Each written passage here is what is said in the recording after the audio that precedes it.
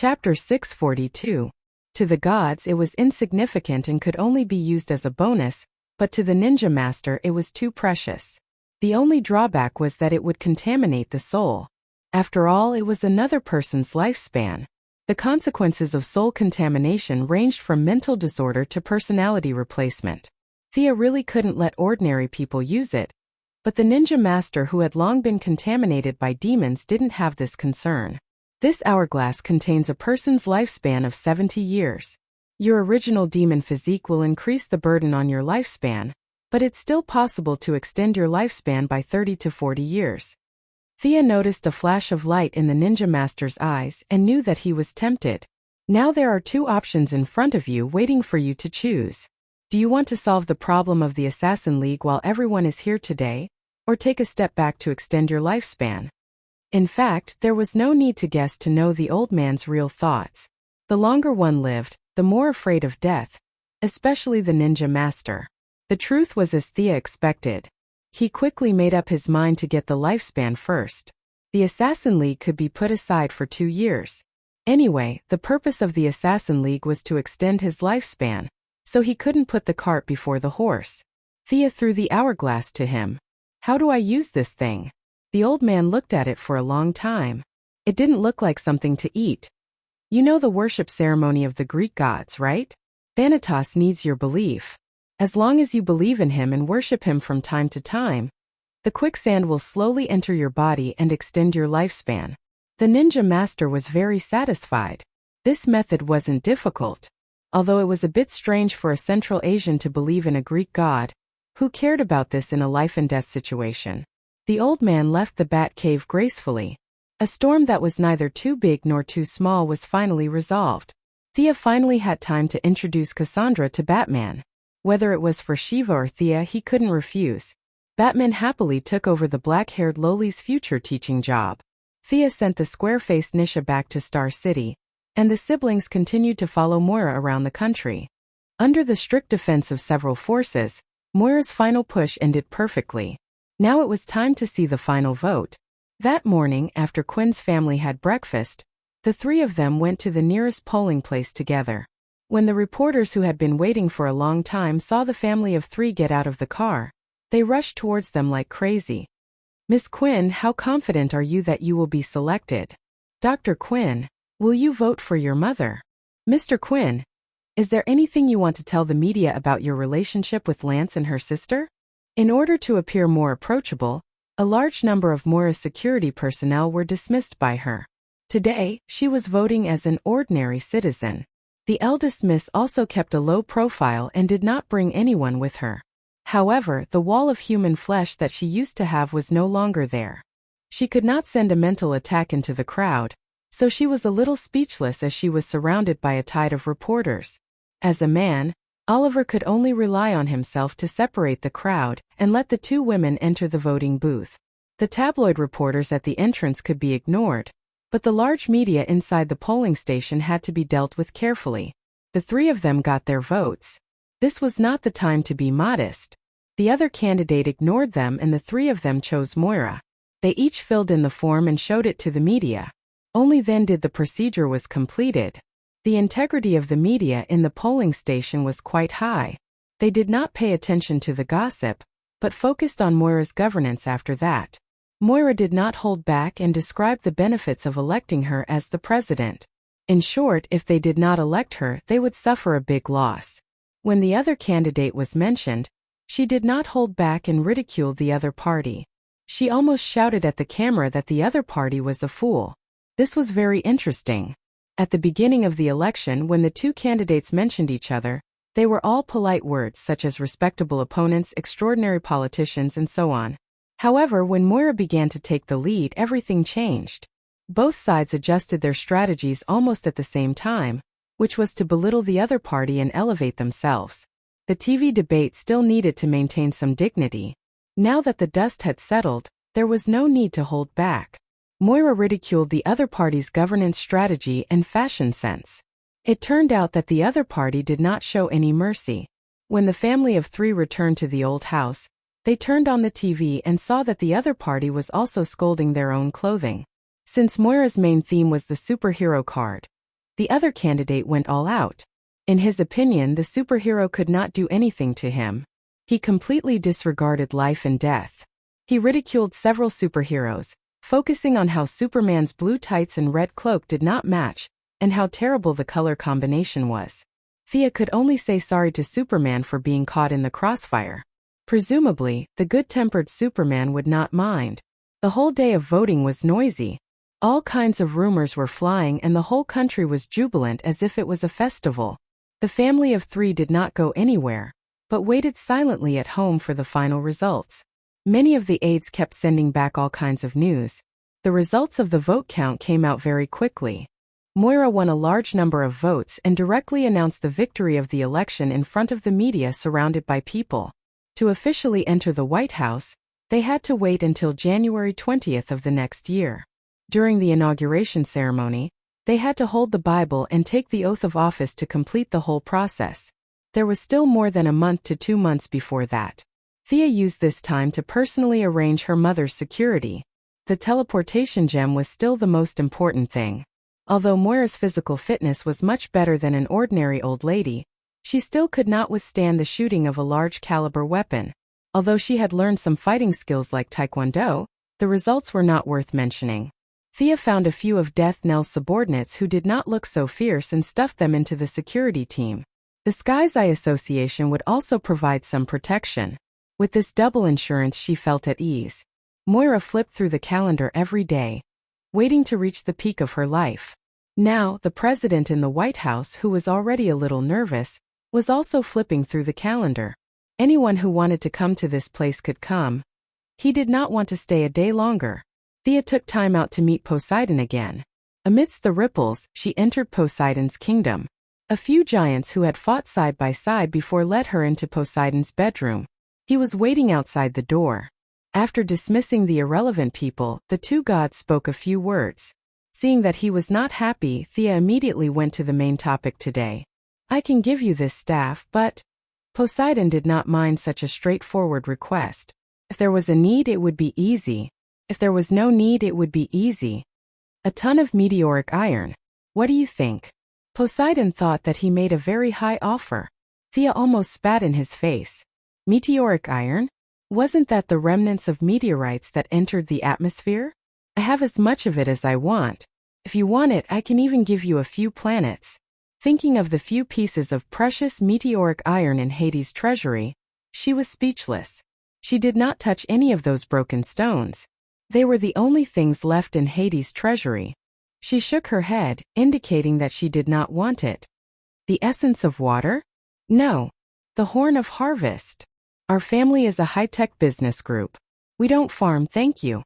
Poseidon gave several suggestions, some of which were inappropriate, some of which were completely useless. Modern society was rich in resources. What was the use of giving her a horn of harvest? How about this, Your Majesty? Open your treasury and let me choose any treasure. How about that? Thea finally revealed her foxtail.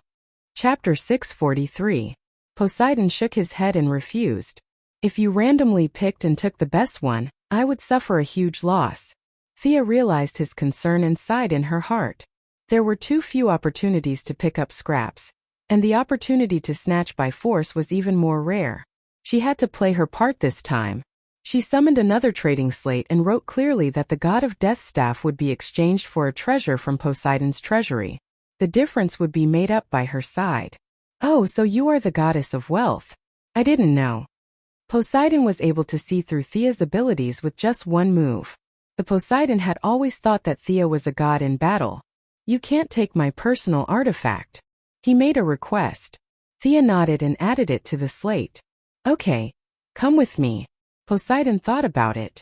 The god of death staff was very important to him, and this deal was worth it. He led her to his treasury. She had already seen the treasury of 2 gods, and had to admit that the Poseidon's treasury was very different from the other 2. Zeus's treasury was full of fine items, and he didn't care for the ordinary ones. Hades, on the other hand, had a big pot of everything. There were so many things that the 2 thieves, Sia and Diana, were so busy that they hadn't even finished sorting them out yet. Poseidon's treasury was just like him, willful and unrestrained. He didn't care for the ordinary ones and he didn't care for those that didn't suit him. In short, he was very willful. His treasures were all related to his priesthood. Water treasures were the most and fire and light treasures were the least. Most of his treasures advocated strength, and they made people feel peaceful. It was a very extreme and willful collection style. Thea couldn't look carefully because time was limited. She directly lit up the most valuable item in the room. She looked around and found that treasures like the thread of fate were really rare. Even the Emperor of the Underworld and the Poseidon didn't have such a level of collection. After turning around for a while, she finally found something good. A ball of blue flame was peacefully resting in the corner. Although this flame was not the most valuable thing in the room, it was relatively suitable for her. To be honest, Poseidon's treasure trove was a little disappointing. This guy was neither as comprehensive as Hades, nor as good as Zeus's. No wonder he had been second place for so many years. There were a few treasures that were good, but Thea had no use for them. However, this flame was different. Not only could it be added to the silver flame, but it was also an extremely valuable material for Diana to forge. After stretching his neck and searching for a long time, he finally confirmed that this was the flame. The flame collected by Amphitrite? Oh. Poseidon looked at the treasure that Amphitrite was holding and reminisced about the past. Oh. Thea didn't expect that this ball of flame was made by a famous person. If she remembered correctly, this Amphitrite was the wife of the Sea Emperor. Her style of doing things was similar to his elder brother, Hades. His wife was also snatched. This sea goddess had probably been sleeping in the god's kingdom for a long time now, and Thea had never seen her in person. The sadness of the Sea Emperor lasted at most half a second. Seeing that Thea didn't take his favorite treasures, the two happily completed the trade. The value of the god of death staff was relatively low. After all, it was only made by the demigod god of death. However, it was very useful to the Sea Emperor now, so it was an equivalent exchange. Holding the golden god of death staff in his hand, Poseidon secretly sighed and thought about his words. Goddess of wealth, where did you get this staff? If Thea still didn't know that he was related to the god of death, then she was too stupid. She described in detail the place where she got the staff that day, but she didn't mention the Sea King Arthur and the others. Poseidon didn't hear the answer he wanted. God of death?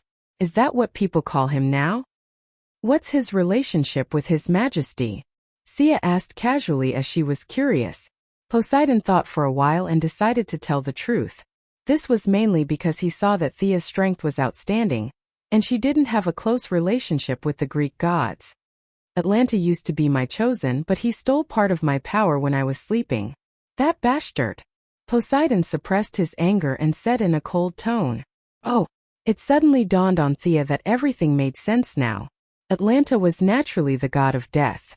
Just like how Thea was the moon goddess's chosen, he was of a higher rank and obtained the position of the Sea Emperor's chosen.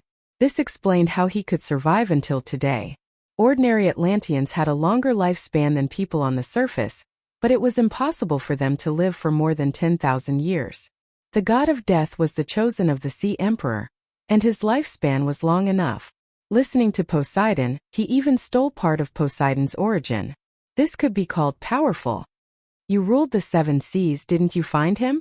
He shouldn't be a god, right? Thea was a little puzzled. The description in the comic was not clear enough, so she didn't know the true strength of the god of death. That thief is definitely not a god, but he is not in the sea. I am very sure of that. Looking at Poseidon's indignant expression, Thea was a little tempted. Of course, she was not indignant to seek justice for Poseidon, but she wanted to remove the god of death in advance. This guy used to be the first king of Atlantis, a great hero who had won many battles. Unfortunately, he was betrayed by his family. Determined to take revenge, he sank the continent of Atlantis. The more serious problem was that this guy had gone mad. It was hard to say whether he would jump out and cause trouble. Thea, who had been pushed to the edge by fate, had to get rid of him. Moreover, she wanted to see how the god of death stole the Sea Emperor's origin. After ascending to godhood, the increase in strength began to slow down. According to Thea's estimation, she was now a beginner divine power, while Darkseid and the Father must be high-level divine powers. She was 2 levels below the 2 big bosses, maybe even more. At his current level, it was extremely difficult to take another step forward. Shazan's gift bag was still waiting for her to collect, but it was not advisable to directly absorb divine power like a demigod. The divine power was completely incompatible, and even if she absorbed it forcefully, it would dissipate quickly. When she was a mortal, she only pursued quantity. When the quantity reached a certain level, it would lead to a qualitative change. Now that the qualitative change had been completed, it was not suitable to just accumulate quantity. To put it more broadly, the divine power of different gods could be mixed in the mortal stage, but when one reached the divine stage, the difference was huge. The divine power of wealth was completely incompatible with the divine power of earth and lightning. This problem was still troubling Thea. If she could see how the god of death intercepted the Sea Emperor's origin, perhaps it would be more helpful for her to absorb Shazan's divine power in the future. She immediately chatted with Poseidon for a while, saying that she had no clues, but if she saw the god of death, she would inform him. Only then did she leave Poseidon's kingdom. Chapter 644. She had to find the god of death no matter what. She wanted to see if the method he used to steal Poseidon's origin was useful. Poseidon's insistence on getting the staff back was probably to track him down. Thea returned to the metropolis and began to arrange her subordinates to search for the god of death. She remembered that this guy had been hiding in the ice mountains for thousands of years, but now even Poseidon could not find him. He must not be that simple. She guessed that the chances of the god of death hiding in a small plain were very high. This was also the main reason why Poseidon could not find him. After winning the election, Moira's task became even busier. Every day, there was an endless stream of people coming to visit the Quinn family's old house in Star City.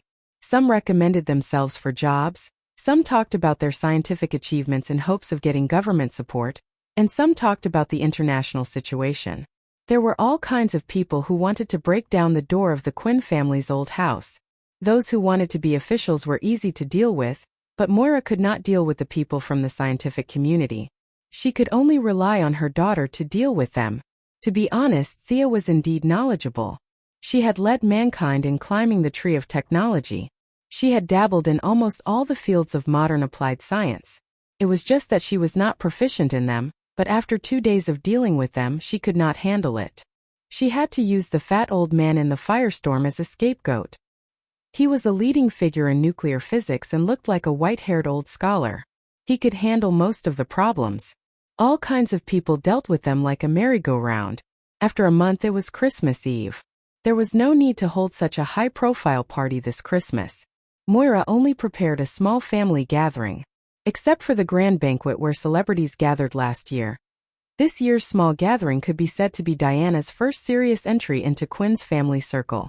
Today, the Valkyrie was dressed very modestly. Although she was not afraid of the cold in December, she still wore a beige wool coat, a knee-length skirt and boots. Aunt Moira, Merry Christmas. Diana bowed politely and gave a small gift. Diana, long time no see. Merry Christmas. Moira gave her a gentle hug to show her welcome. Olivier also brought Shadow to this family gathering. Diana was not familiar with them, but they knew each other. They could get together and chat. Moira left the young people chatting and went to entertain a few of her peers. There were still many relatives in the Quinn family. Although Robert Sr. had passed away 8 years ago, his siblings were still alive. Moira wasn't born out of a crack in a rock. She also had her own relatives. Now that she was about to move into the White House, many relatives came to support her. Even if it was a family gathering, there were still more than 30 people. The older generation gathered together to chat, while the younger generation naturally gathered around Thea and the others. The young mistress's beauty was simply unparalleled in the world. However, the few relatives did not dare to have any ideas about her.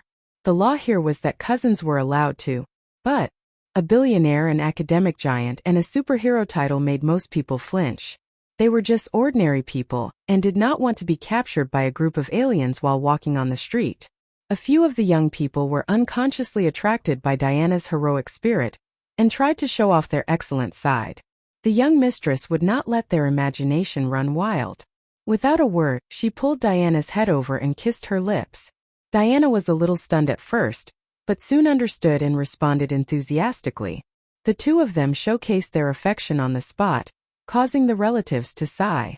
Why would such a beautiful woman have such a relationship? What a waste. Although Thea's response was a little intense, they understood the whole story. They were wondering why a beauty like Diana would appear at the Quinn family's banquet. The truth made the young people feel miserable. Although there was a small episode, the Christmas banquet was very warm. The young people decorated the Christmas tree and hung the mistletoe.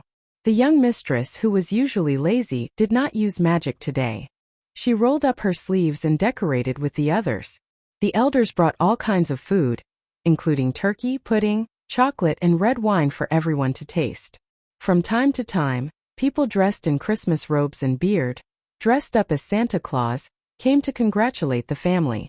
Moira gave everyone a gift. She did not put on airs just like an ordinary housewife. There was a knock on the door. She could only open the door again.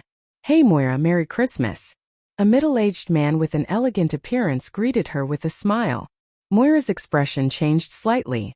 She could not help but want to look into the house from the corner of her eyes, but she forced herself to hold back. "Merry Christmas, Mr. Merlin."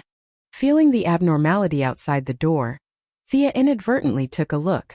She almost spat out the pudding in her mouth. Old Ma was here. Not only did he come alone, but he also brought his son, Tommy, and daughter-in-law, Laurel. It was not a big deal for the two families to celebrate Christmas together, but he even brought Xanadu's wife. It was already ridiculous for a goddess like Diana to celebrate Christmas, but now the youngest sister of the goddess of the lake also came to celebrate Christmas? Would that wooden god be able to withstand it? While Thea was stunned, Old Ma had already entered Quinn's old house with his girlfriend and son. This guy was indeed here for Christmas.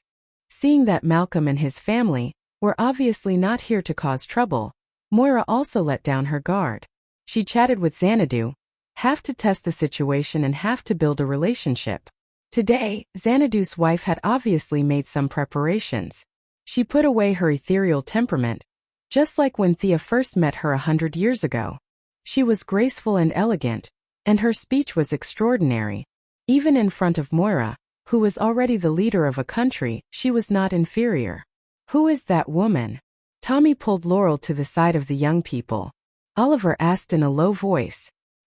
He was naturally referring to Xanadu's wife. "Yes. She's my dad's new girlfriend." Tommy was a little embarrassed. His dad had disappeared for several years.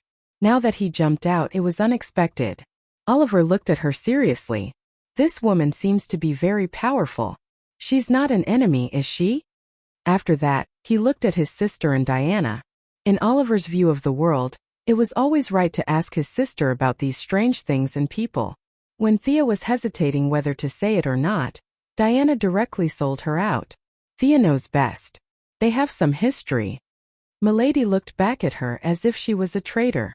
She quietly set up a small enchantment and explained to them. "She's Xanadu's wife, the youngest sister of the goddess of the lake in Celtic mythology.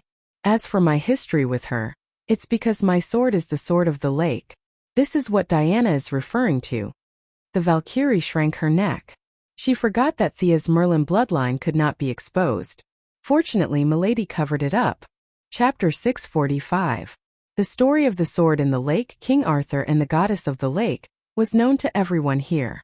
Even Shadow had heard of it before. Their mouths were wide open as they tried to digest the news. Oliver and Shadow didn't care about it, so they just treated it as a story. Tommy and Laurel, on the other hand, had a hard time. Fortunately, they were experienced and knowledgeable. Diana was a living example, so they weren't too surprised. They were just scratching their heads about how to deal with their relationship in the future. With 4 more people, the Christmas party went on as usual. Everything was peaceful and no accidents happened. The young people agreed to go out for a walk. Malcolm and Madame Xanadu also got up and left. Old Ma, Oliver, and Tommy walked in front. The women were a step behind. Madame Xanadu looked at Thea carefully for a while and sighed. "Have you come this far?" How far had she come? Laurel and Shadow were full of questions, but they wisely didn't ask. "I was lucky, but the road ahead is getting harder and harder." Thea's relationship with Xanadu had always been neutral. In the past, they were simply seniors and juniors. Now they had become seniors and juniors. Madame Xanadu wasn't angry that she was surpassed by her juniors. Her expression was still indifferent. Fate has shown me that the path you're on is completely correct. Don't be afraid, don't hesitate. Follow your heart and persevere. The group walked to a crossroad. Malcolm and Xanadu parted ways with them. Thea didn't say a word to old Ma. They didn't even look at each other. But they understood each other's thoughts. Oliver, Tommy, and Laurel weren't devout believers. Shadow was from an indescribable country. Thea and Diana were even worse. It was torture for them to go to church. They decided that the night was long and they couldn't sleep. They might as well go and fight criminals for fun. Returning to her old base, Thea had a lot of feelings. Felicity and Ray Palmer were now together. They had a good chance of becoming a couple. She had already left this place and was heading for a wider world. Perhaps Star City's public security was too good. Or perhaps the criminals had a premonition that there would be a disaster tonight. The 6 of them guarded the communication channel for a long time, but none of them called the police. "Let's have a contest," suggested Oliver. Everyone had nothing better to do, so they all agreed. After agreeing with everyone's opinions, they decided to compete in archery. Green Arrow Girl, and Black Arrow all relied on their bows to survive, not to mention Thea. Diana also knew how to shoot arrows. Back then, Antiope had taught her for a long time, but she preferred close combat and did not usually use a bow. It was worth mentioning that Laurel had also learned archery. The Green Arrow Party was now a veritable shooting club. There wasn't a single member who couldn't shoot. Everyone displayed their skills. Thea and Diana also suppressed themselves to the level of an ordinary person. They only competed with their archery skills, which instantly highlighted Oliver's strength. Even if Thea and Diana used all their archery skills, they still couldn't surpass him. This was Oliver's talent. They played around until 3 o'clock and then went home. Diana officially moved into Quinn's old house. The election was over, and this kind of private life could not shake Moira's position at all. It could even help her share the political pressure, so she was very calm. "Is this your adoptive father?" The 2 girls took a shower and changed into their pajamas, lying on the bed. Thea showed Diana her childhood photos. While looking through the photos, Diana pointed to one of the photos and asked. Thea was only 6 or 7 years old in the photo, riding on the neck of a middle-aged man. This middle-aged man was Robert Quinn, who died in the shipwreck of the Gold Quinn. That was where everything began. Thea looked at the photo and was also immersed in her memories. It was in Hawaii. At that time he was fishing. I pestered my father and rode on his neck. "Haven't you thought about resurrecting him?" Diana hesitated for a while, but still asked the question that had been on her mind for a long time. Thea was silent. Recently, she never got tired of giving others choices every day. Only when the choice fell on her did she realize the dilemma. Although resurrection methods were rare, it was not impossible. Whether it was Hera or the Heavenly Father, they both had some. As long as she made a deal, they would give it to her. But what about after the resurrection? The Gold Quinn was sunk by Malcolm. Old Malcolm really treated her well. What should she do then? Watch her biological father and adoptive father fight, and the white knife enters and the red knife comes out? Besides, Moira's attitude and Oliver's thoughts also needed to be considered. They all knew what she was capable of now, but no one mentioned resurrecting Robert Quinn. It was more of a dilemma. Thea silently stroked Robert Quinn's photo. The mistake of her father's generation had been made. What should she do? In order to stop all this from happening, should she go back to the past and cause a big incident like Thea's version of the Flashpoint? That would be interesting. If Robert Quinn knew that he had caused a multiverse-level disaster, he would not be willing. He would rather die with a smile. Thea was sure of that. Diana kissed her on the forehead, and Sia lay down in her arms. The 2 of them didn't have any sparring, but just hugged each other quietly until dawn. Thea did not make up her mind in the end. Just like Batman chose to indulge the ninja master, she chose to be an ostrich and drag on to maintain the status quo. Another month passed quickly, and it was finally the day of the swearing-in. Early in the morning of January 20th, the family of 3 was dragged to the church for a worship ceremony. Moira was serious and solemn, while Oliver and Thea were a little more casual. At least this wooden god was not worthy of the goddess of wealth. After that, the former president accompanied the current president to Capitol Hill. Thea certainly could not hold the holy sword on such a day. She wore a quilt. She wore a blue dress, carried a handbag, and wore a pair of 6-centimeter high heels. She wore a few simple accessories, and looked very low-key and simple. In truth, the dress was personally woven by Armani using divine threads. The high heels were made of dragon leather, and the heels were made of polished dragon teeth. The accessories were also part of Hades's collection. Any one of them was a quasi-divine artifact. She had now reached the point where she could casually waste precious materials without blushing. Dr. Quinn is getting more and more beautiful. The former president had never seen Oliver, but he knew Thea. Of course, in the past, Thea had never brought him any good news, so for a long time, it was a nightmare for the young lady to appear in the president's dreams. Today, the former president swept away his decadence, and his face was glowing. He walked with the wind as if there were springs in his shoes. Compared to Moira's serious face and his cheerful appearance, those who did not know the inside story would think that Moira was the former president and he was the current president. Chapter 646. Looking at the former president's energetic appearance, he did not look like he was going to Arkham for treatment as advertised by the media. The young lady awkwardly exchanged a few words with this old acquaintance, before the other party let her go and stood side by side with Moira. "Ms. Moira Quinn, are you willing to serve as the President of the United States?" When everything was set up, the Chief Justice of the Supreme Court asked loudly. Moira put her hand on the Bible in front of her. Strengthened twice by her daughter, her voice was loud and did not sound like a middle-aged woman at all. "I solemnly swear that I will faithfully carry out the duties of the President of the United States and do my best to abide by, protect, and defend the Constitution of the United States." After the routine procedure, there was a warm applause. Thea also happily clapped twice.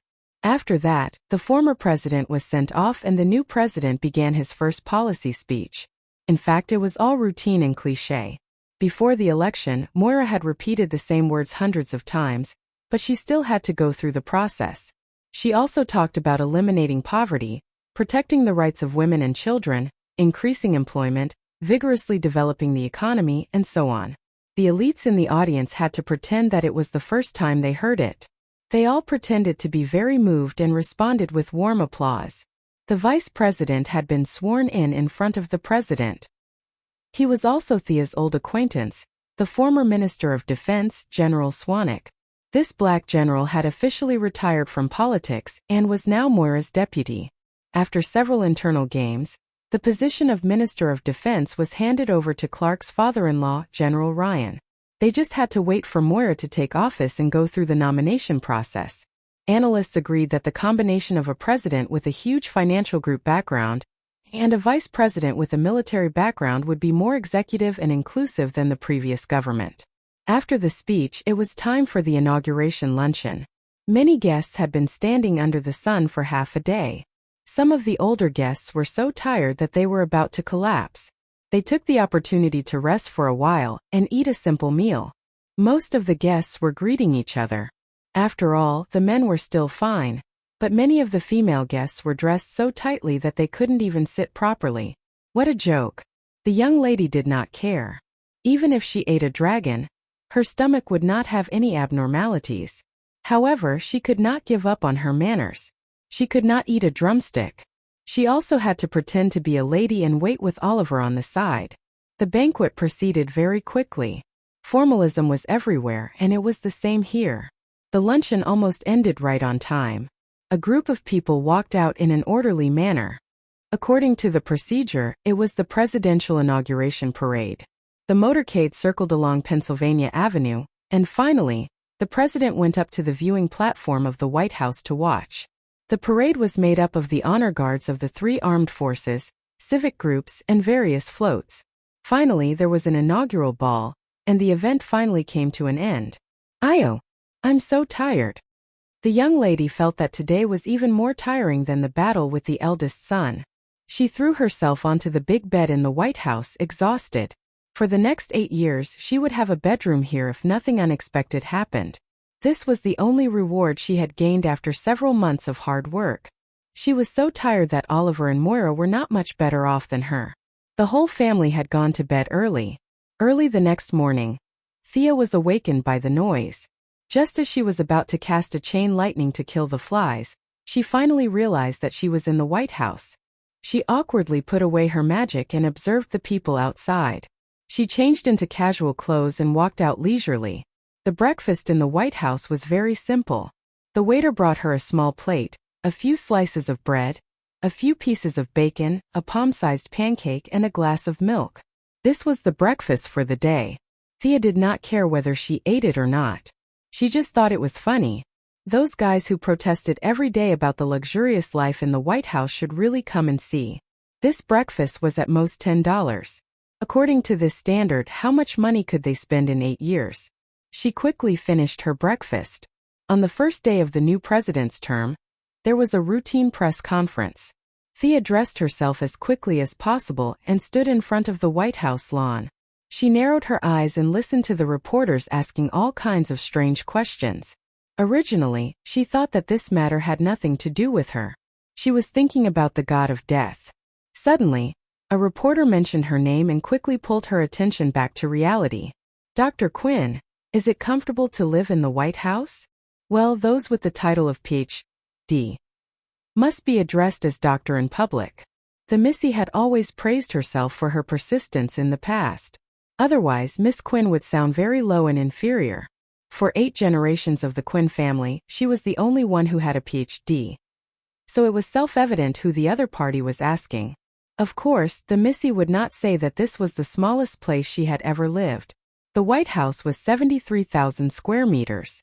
It was not small, but compared to the properties under her name, it could only be said to be SOSO.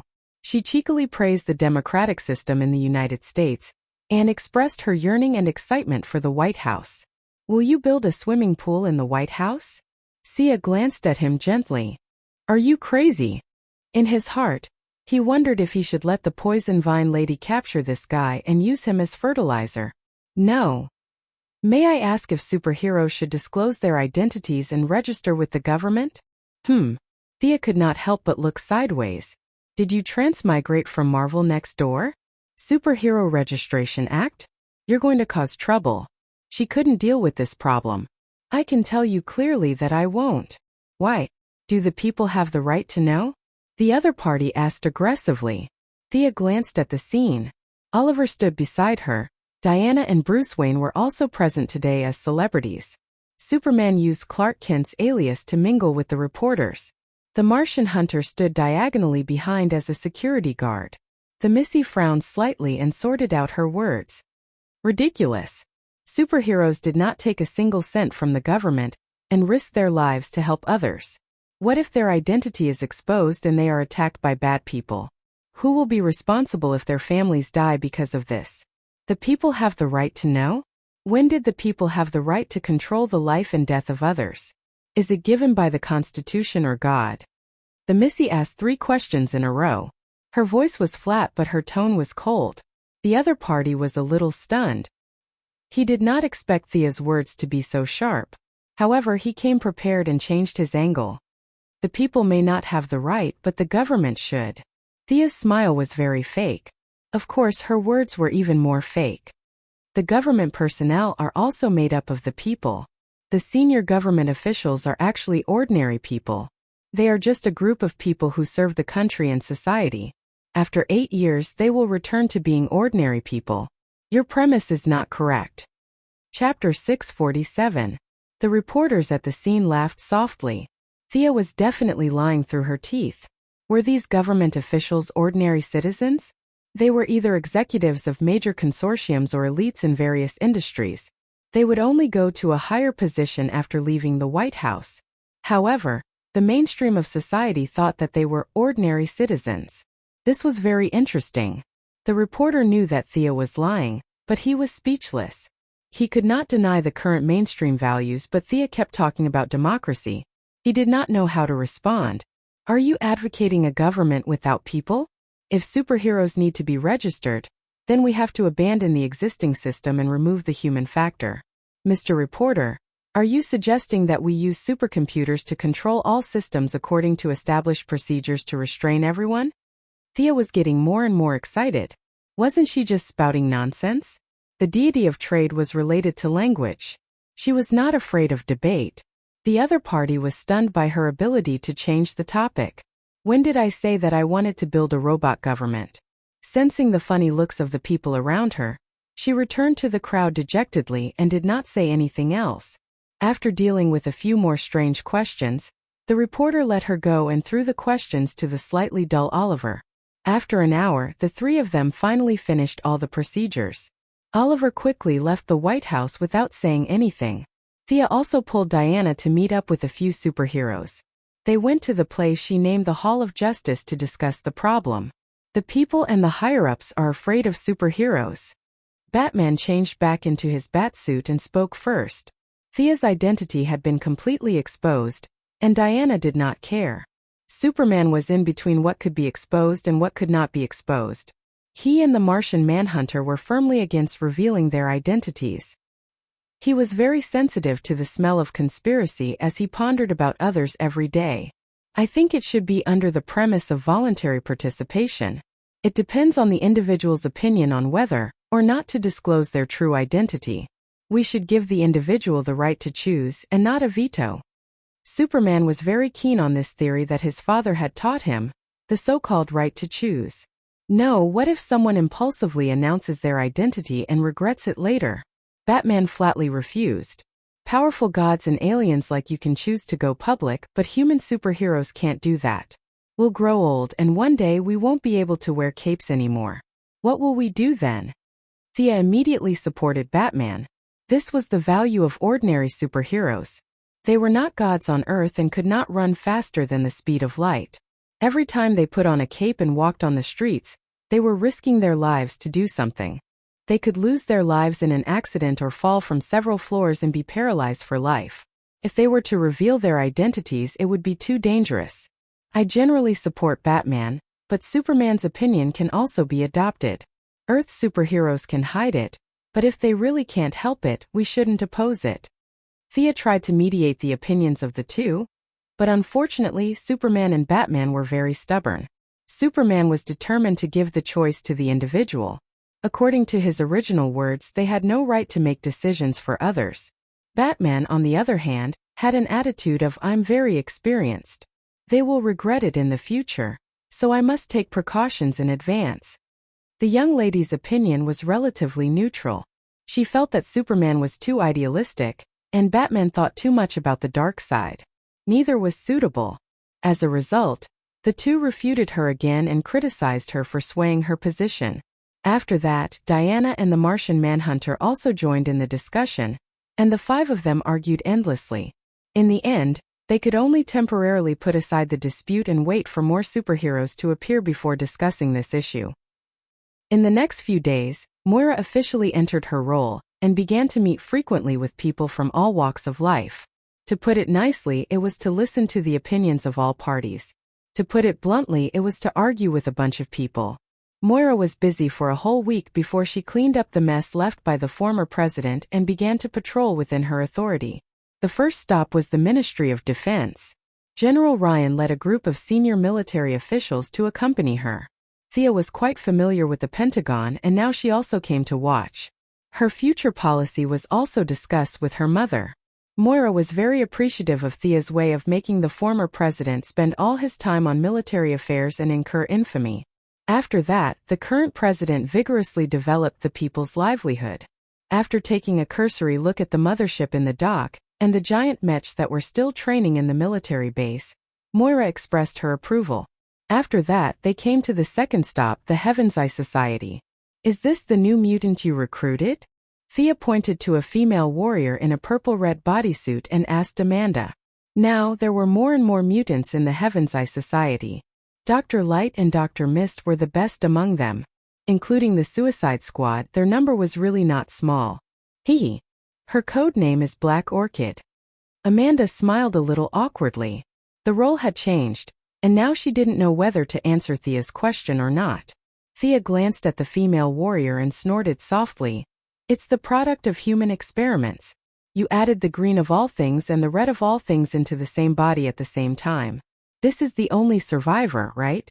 After that, she shook her head gently and let go of the topic. At the same time, she also praised the black technology of the Heaven's Eye Society.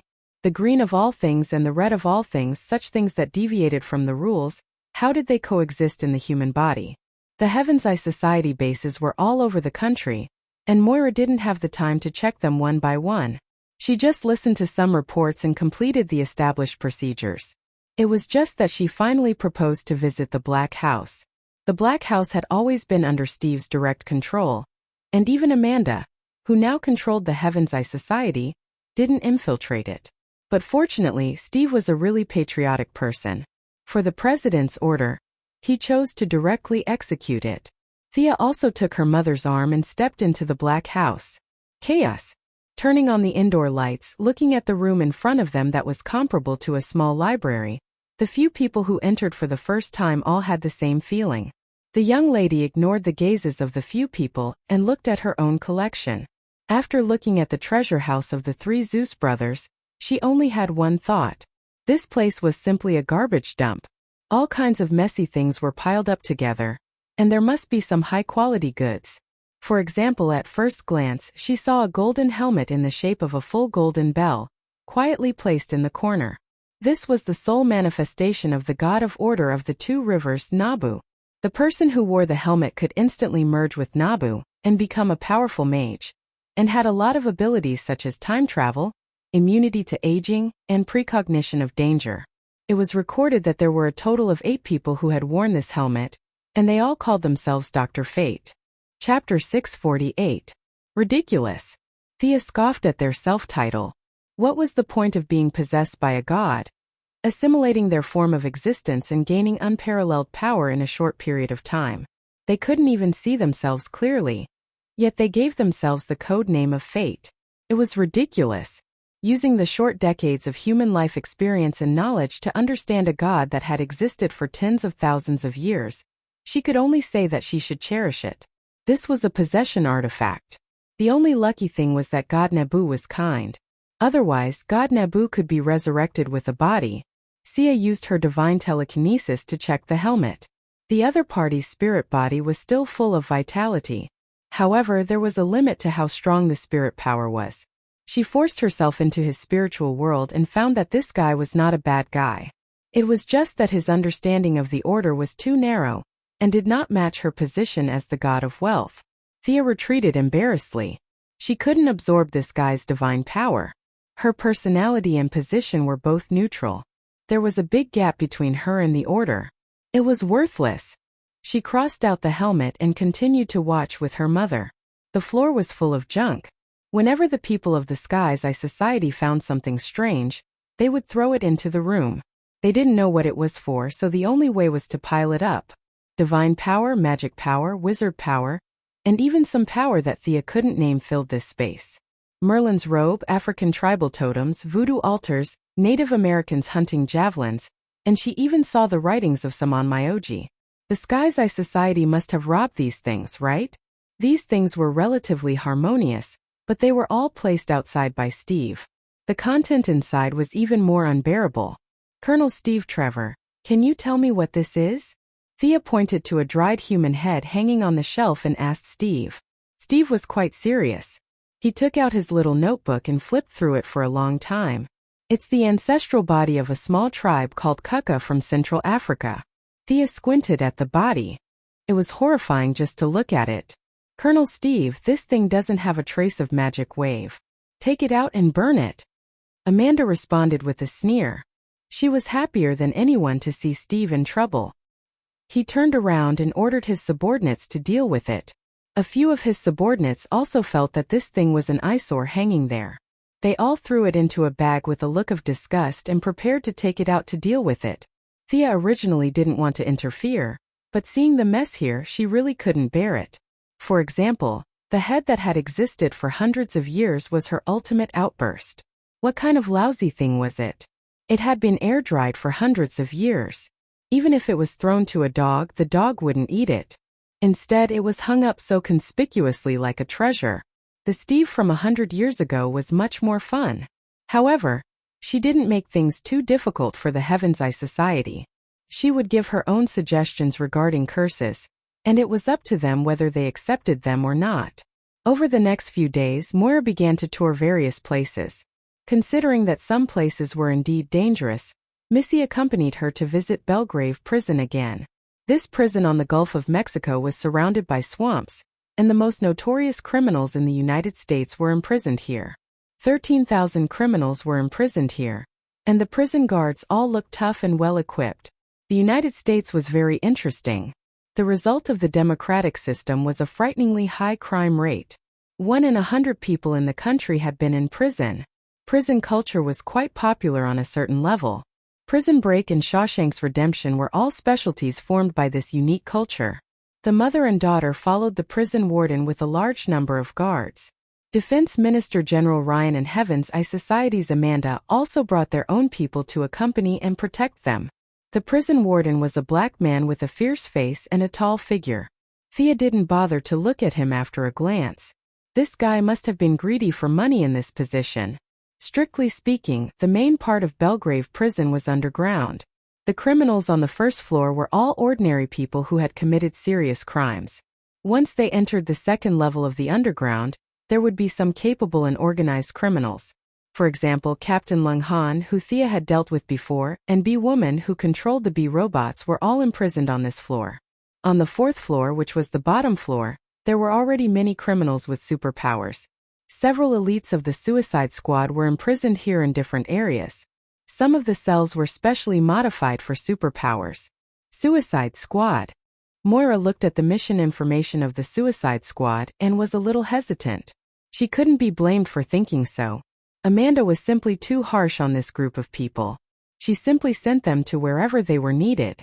They entered and exited the most dangerous places and did the most dangerous jobs. And the reward was Amanda's empty promise of a reduced sentence. As for how long their original sentence was, no one knew. This was a little too much. Today there were 5 members in the Suicide Squad. They were Death Archer, Clown Girl, Killer Crocodile, Revenge Demon, and Bronze Tiger, the Grandmaster of Combat who was defeated by Oliver in Star City a few days ago. Under Amanda's nervous gaze, Moira closed the document seriously. Treat them with respect. Don't give them a mission that will kill them. Black Skin Amanda immediately said that the leader was wise. She firmly supported her. Neither of them mentioned releasing these people. A lot of dirty work was not suitable to be left to the government, so these people could only do it. Moira looked at the general situation and was ready to go back. Thea gently squeezed her mother's hand and motioned for her to wait. She looked at Amanda with a smile and pointed to the ground. There's another floor below, right? You even put a layer of lead under the floor? Haha, I'm dying of laughter. Amanda immediately looked back at the prison warden. You pig, you're just making things worse. Unfortunately, the prison was still under the leadership of the Heaven's Eye Society. She could only force an explanation. The few criminals below are very strong and must be strictly guarded. She insisted that it was not to prevent them from looking around, but purely to prevent the criminals from escaping. There are stronger criminals? Moira, who was about to leave, suddenly became energetic. Her daughter was right beside her, so she was not afraid at all. She was just watching the fun. Amanda looked at Thea bitterly. The young lady smiled at her innocently. Mr. President, please come with me. But you must be careful. All the unrelated guards were dismissed, leaving only the mother and daughter, the Minister of Finance, and the Minister of Defense. Including herself, there were a total of 5 people. They were very confident in the young lady's ability. If she could not withstand it, the security guards would die. Amanda led them to a wall. She performed pupil verification and keyed in a password. After 5 or 6 procedures, a spiral staircase appeared in front of them. As she walked, she introduced the few prisoners. They first came to a cell that was completely cast out of alloy. A burly man with gray skin, iron-like muscles, red eyes, black hair, and a face full of stubble was firmly fixed in the room. As if he heard the sound of the outside world, the man began to shout. Amanda, Fiercer only wants you dead. Fiercer only wants to strangle you with your intestines. His voice was so loud that it could be heard even through the thick metal cell. Amanda, who was an ordinary person without any superpowers, had a big heart. She looked normal as if she did not hear anything and introduced the man to them. This guy must be an alien. He can understand our language, but communication is not smooth. He acted recklessly on the streets of Philadelphia and then resisted arrest. We chased him 19 times in a row before we finally mixed nanobombs in his food and finally subdued him. Chapter 649. Amanda continued. It's worth mentioning that his self-healing ability is terrifyingly strong. His body was blown up from the inside by the bomb, but he recovered in less than 10 minutes. This guy should be under the supervision of the Alien Management Committee, right? Thea looked at Amanda indifferently. Black Panther's expression didn't change. He just smiled in return.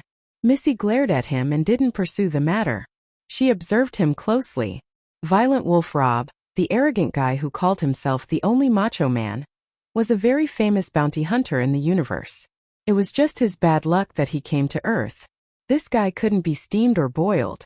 His body was so strong that even hell couldn't trap him. It was said that both hell and heaven put up signs to prohibit him from entering. Black Panther was quite capable for Amanda to be able to capture such a powerful person.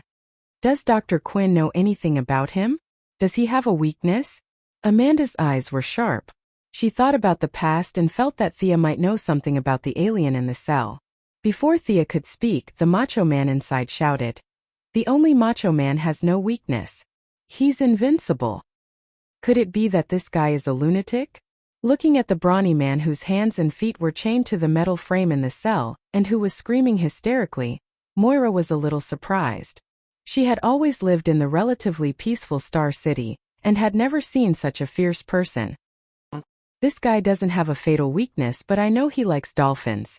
Isn't that right, Rob from Planet Sonia? Thea's last sentence was naturally directed at the cell. The other party instantly quieted down. His voice fluctuated. You know me? I heard about you from the Green Lantern Corps. Missy threw the blame to him. Go find trouble with the Green Lantern Corps if you can. Thea thought for a moment. This guy looked like a rough guy, but he was actually quite intelligent. He could even understand the theory behind the Atomic Man's suit. He had a genius level of intelligence and knew more than 10,000 languages. It was a pity that he was locked up here. Although he killed everyone on his planet, the future Batman pulled him into the American Justice League.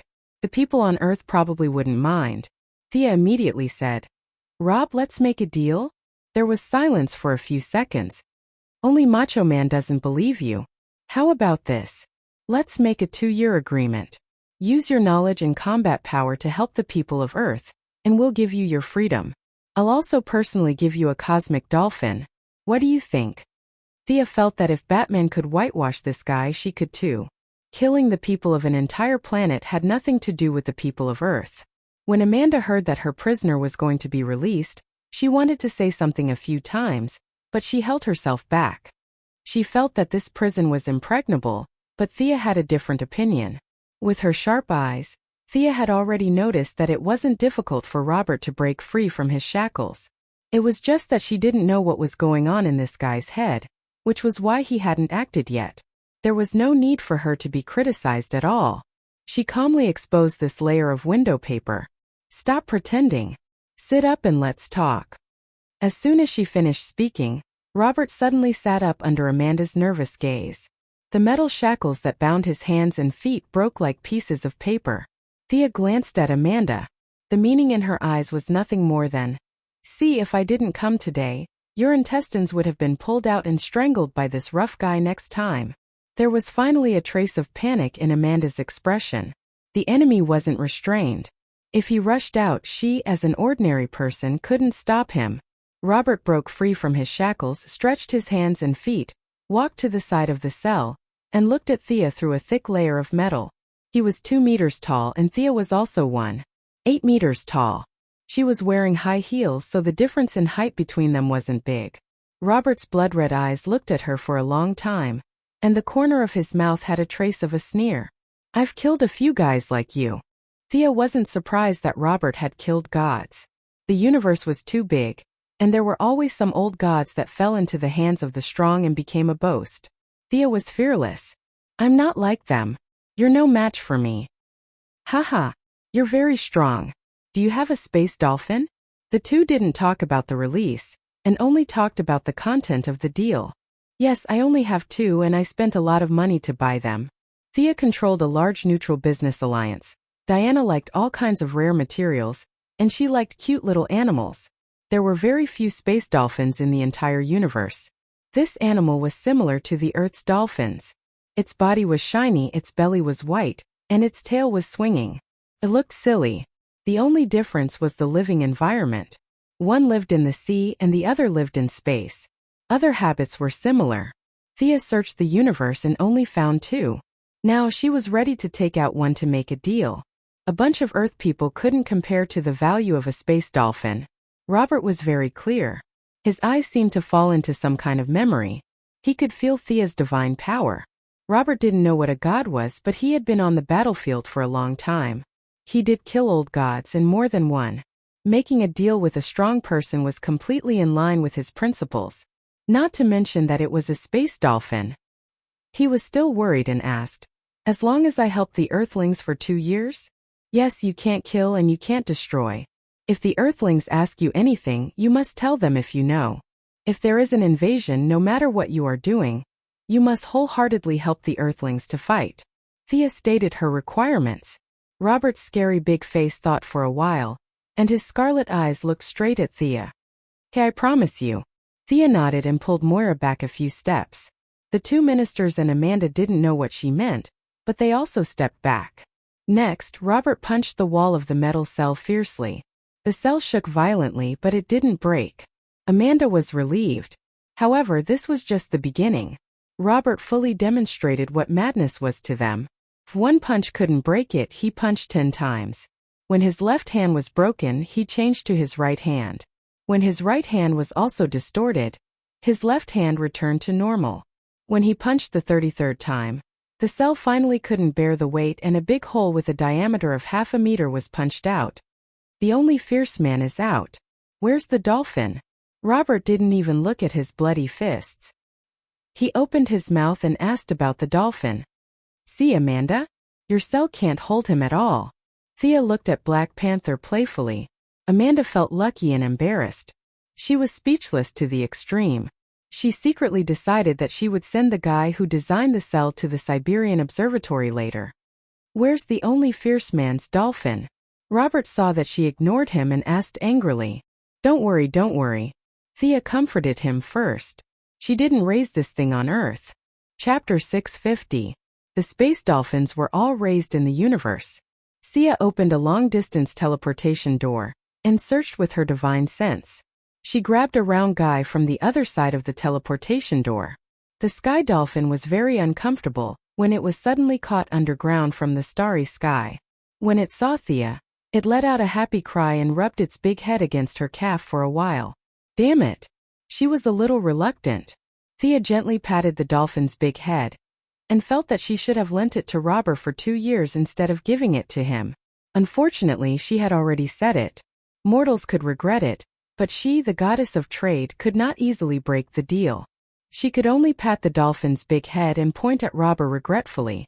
The intelligence of the Earth's dolphins was not low, and this dolphin floating in the air was even smarter.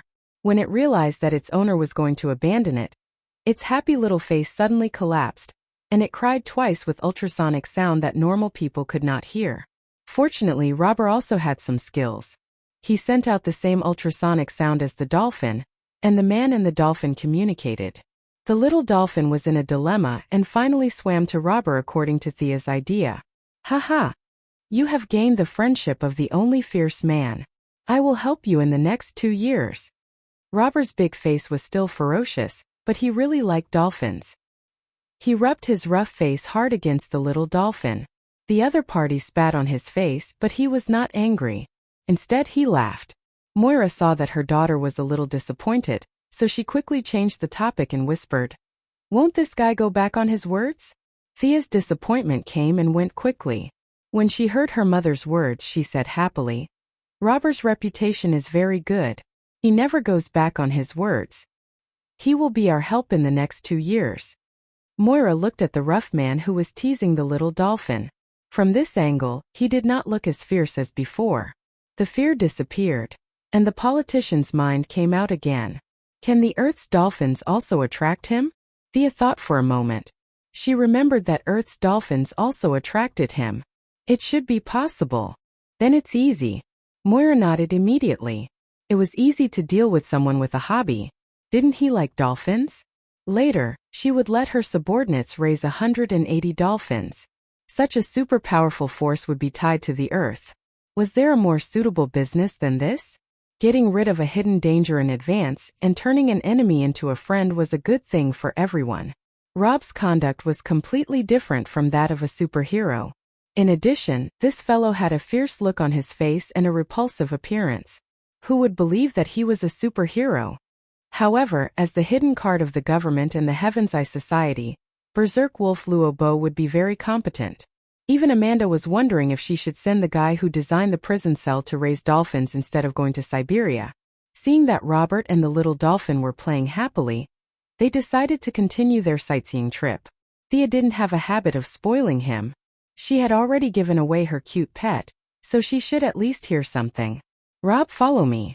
Her tone was similar to ordering a slave. Violent Wolf Robber's expression was furious at first, but then it gradually calmed down. In the end, he even revealed a self-satisfied smile. You're the boss. I'll listen to you, I'll listen to you. F***CK. Seeing this scene, Amanda was even more convinced of the importance of vigorously developing marine aquaculture. Grandson, when the time comes, I'll smash you to death with 1,000 dolphins. The designer of the Sky's Eye Society's prison cell should be dragged out and shot, but the planner was still commendable. On the same floor, another cell was a few hundred meters away. There were several partitions in the middle and the path was very winding. Even if one of the prisoners escaped, the whole cell wouldn't be destroyed.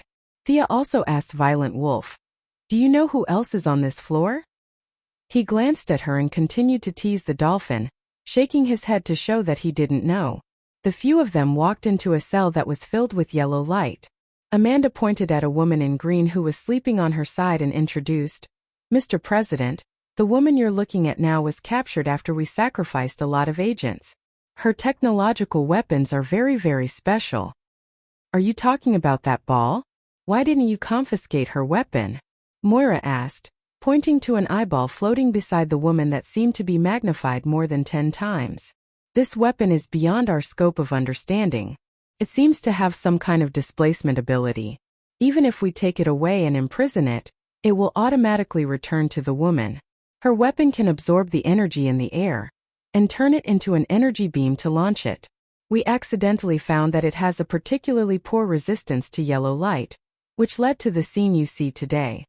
Amanda said it so casually that she didn't even mention the sacrifice of the agents in the process. Thea just looked and didn't speak. She also knew this guy who was locked up. She was the Queen of Emerald Eyes who came from the 31st century.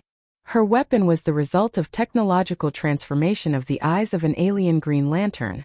She didn't know what kind of black technology they used to add some green light ring functions in the eyeball, which was why it could emit green light beams and was afraid of yellow light.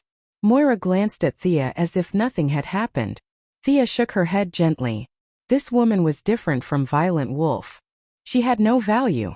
It was impossible for the big eyeball weapon to be popularized. If the Earth's army had a magically modified light ring, it would be a disaster. Even if the young lady now mastered almost 3 kinds of emotional spectrum, she had to say that once emotional energy was abused, the universe would explode in minutes. The Queen of Emerald Eyes also didn't have the experience of clearing her name, so let her continue to stay in prison. Amanda was also staring at her face. Seeing her shake her head, she felt relieved. She continued to take them to see the last prisoner. This cell was thicker and larger than the previous 2. From a distance, it looked like half of a mountain had been cut off and a small part in the middle was hollowed out to hold the prisoner. There were no electrical components, no mechanical devices, and the most important thing was that there was no light inside, not even a trace of light. "Sorry, Mr. President, we can only look at this prisoner." Amanda pointed to the thing that looked more like a boulder than a cell and said to them, "What a joke, Amanda, what do you want us to see?" The current Minister of Defense, General Ryan, who accompanied the tour, was very upset. The Ministry of Defense didn't know about these 3 prisoners. If Thea hadn't exposed them today, how long would they have been kept in the dark? "Mr. Minister," Amanda didn't lie. "This prisoner is really dangerous." Thea looked inside and was indeed shocked. She hurriedly stopped the old general who was about to argue with Amanda. This prisoner was very dangerous, at least to ordinary people. It was definitely the highest level of danger. She turned to Black Panther and asked, "I want to ask a question. This target seems to be beyond the limit of your ability. Can you tell me how you captured him?" Amanda sighed. She had nothing better to do but offend the Ministry of Defense. She had no choice. This guy wasn't captured by us. He came here on his own accord. He called himself Johnny Solo. We've investigated him, and if his name isn't wrong, he used to be a mime. However, he disappeared due to an accident, and when he reappeared, his appearance had changed greatly.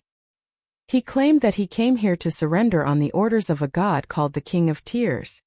Although we can't show you now, we still have the video from before. Amanda then handed Moira a tablet. Everyone, including Thea, came over to watch it. The video was very short. A well-dressed man walked into the Heaven's Eye Society's base calmly.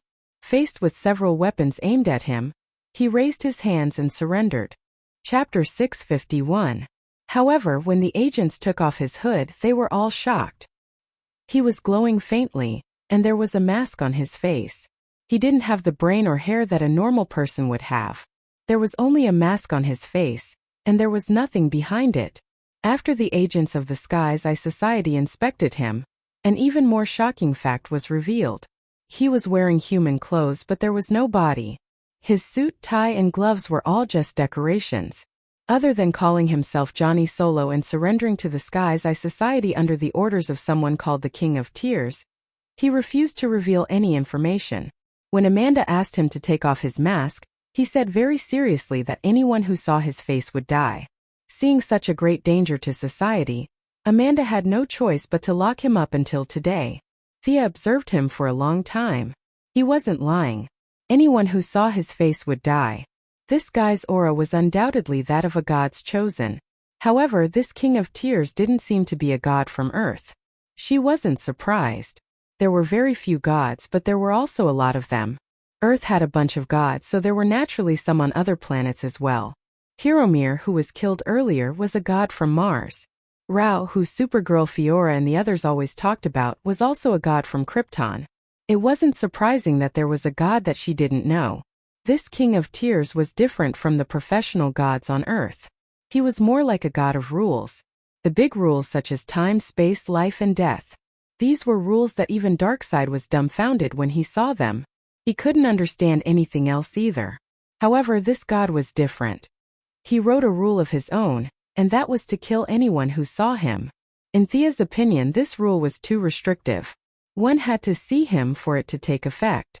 According to this rule, the air would disappear when it saw him, and the stars would explode when they saw him. However, he couldn't withstand such a huge backlash, so he had to find a place to hide. This chosen completely followed his teachings. He usually wore a mask, but when he needed to, he would take it off. Wow, the world would be peaceful. This attack method was exactly the same as Diana's usual accumulation of power, by wearing the Silver Guardian bracelet, and the artificial spiritual talent that Thea had created for Cassandra. They both required daily accumulation. Seeing that Amanda was looking at her with hope, Black Panther couldn't wait for the Missy to quickly pull this bomb away and throw this planet at the edge of the universe as far away as possible.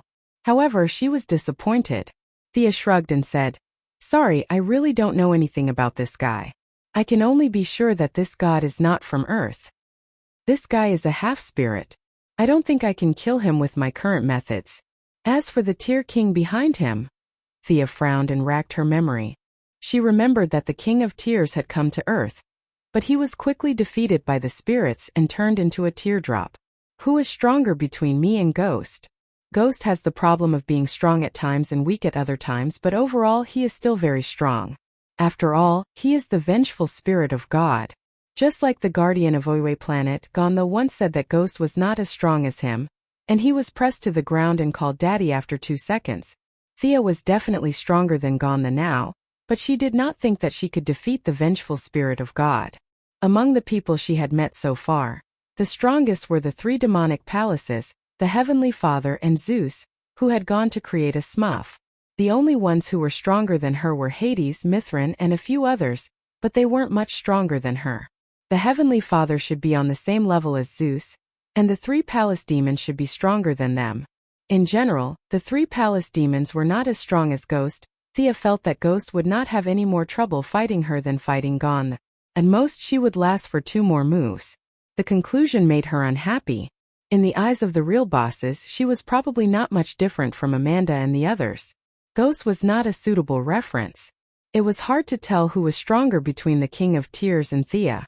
She thought about it and decided to be more cautious. This King of Tears should be very strong, maybe stronger than me. I suggest that we keep him here. Amanda was speechless. Why would you keep such a dangerous person with me? Aren't you embarrassed? The young lady was very thick-skinned. She chose to ignore Amanda's resentful gaze. She pulled her mother out without saying anything. General Ryan did not dare to stay any longer when he saw that even a superhero like her was about to run away. He hurriedly followed the team. Before everyone boarded the plane, Thea thought about it and taught Amanda a method. That guy has surpassed the definition of life and death. You can't kill him with your current methods, but you can restrain him. Amanda immediately listened carefully. He has the law of death when he sees someone's face. It's not difficult for you to deal with him. Set up a few more mirrors. The moment he takes off his mask, you can use the mirrors to reflect his face. Then he'll die?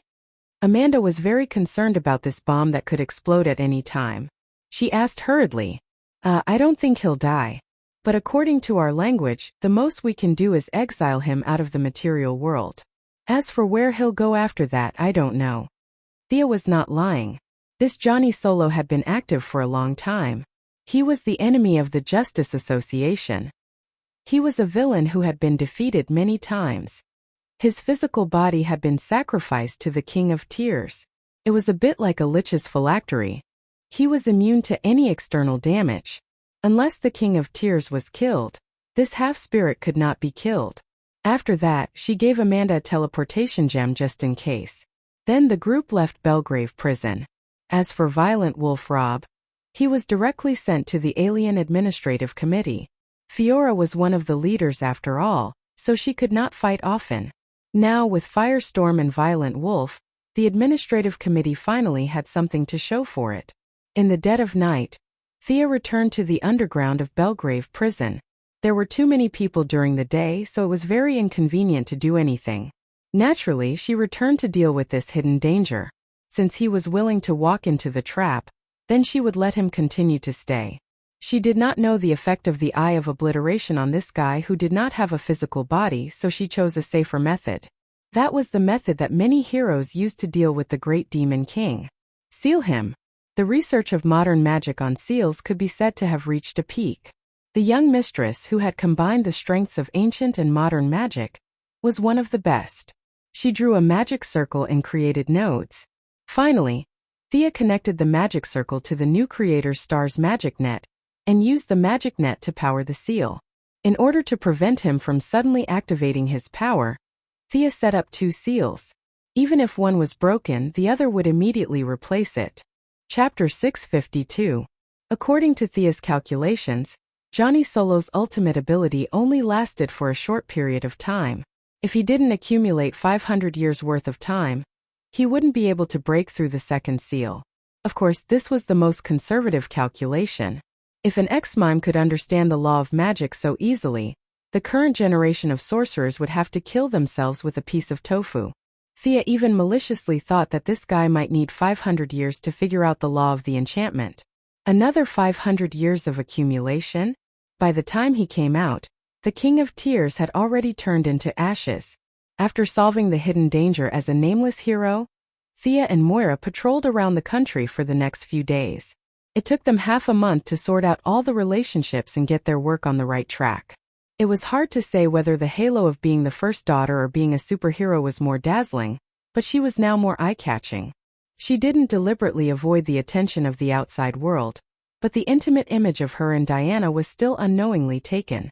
Thanks to the fact that Diana's true identity was not exposed, yes, that's right, the heroine's high-speed movement during the battle, coupled with her shoulder-length hair, armor and greatsword, different from her usual ponytail and glasses, made these seriously face-blind media unable to recognize her.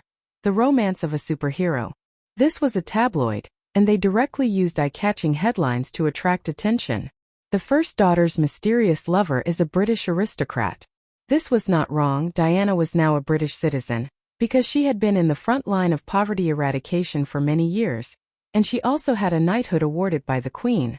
Those with the title of doctor must be addressed as doctor, and those with titles must be addressed as Your Excellency.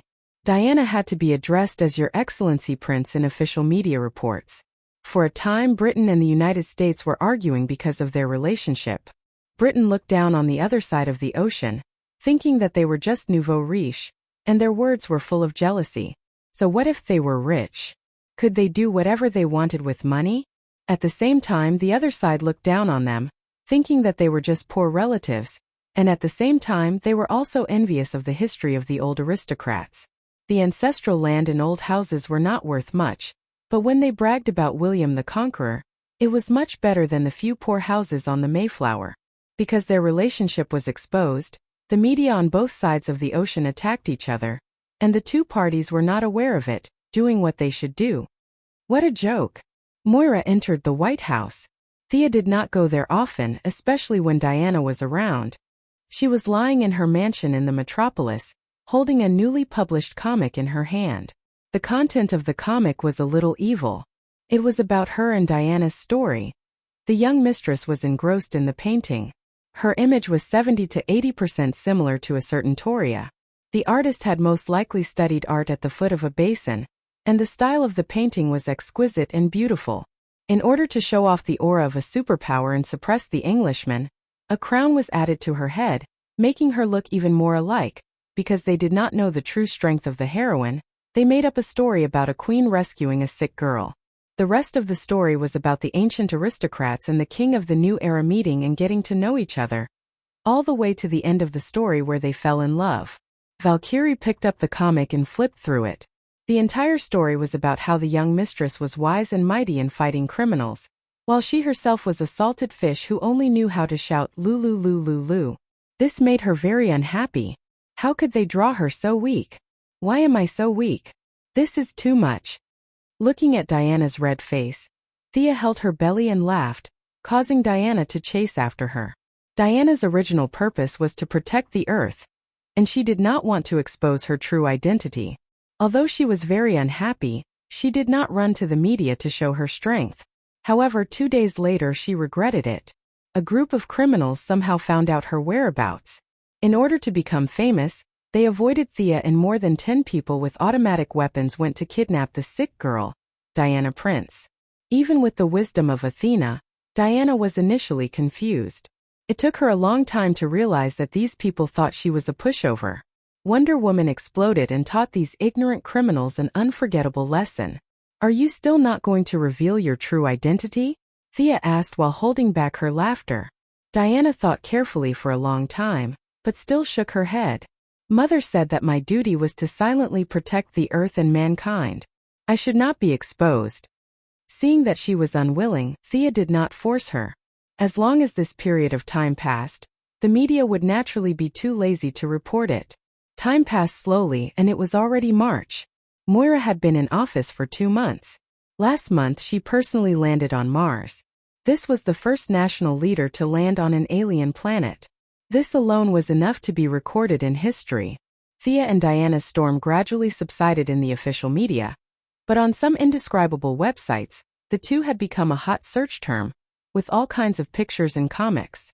Some of the artists were really good, and Milady even registered an account just to follow the latest issue. In between her daily entertainment, she did not forget about her business. Technological products were slowly being transferred to civilian use. Although the military was dissatisfied, in the face of the huge financial group, their complaints were dispensable.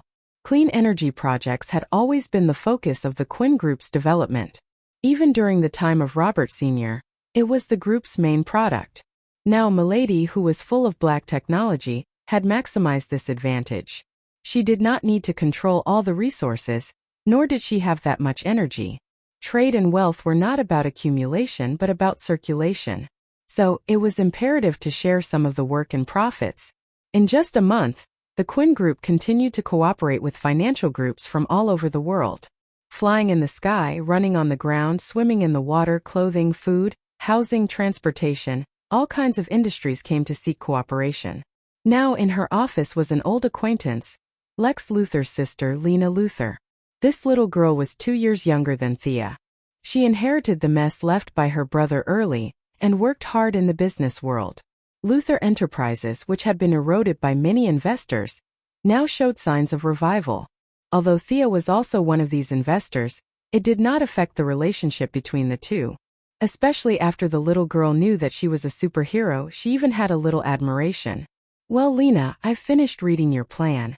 If you can understand the technology of the maglev car, then we can cooperate." After finalizing the intention of cooperation, the specific details could be discussed by the subordinates. Even if Luthor Enterprises was not as good as it used to be, with the scientific and technological achievements left behind before, it was still a behemoth. It could be revived by handling a few big projects. Lena was not like her evil-looking mother, nor was she as arrogant as her brother. It could be said that she was an anomaly in the Luthor family. Chapter 653. The two of them chatted for a while before Lena got up and left. When she pushed the door open, she bumped into another girl. The two of them didn't know each other, but the friendly Lena still greeted each other. The two of them nodded and brushed past each other. Thea then looked at the person at the door and was surprised. "Kara? What's the matter?" Little Supergirl, who had a lot on her mind, turned around and watched Lena walk away before she slowly walked into the office. She looked around for a long time and Thea was confused. The young mistress did not know what she was up to.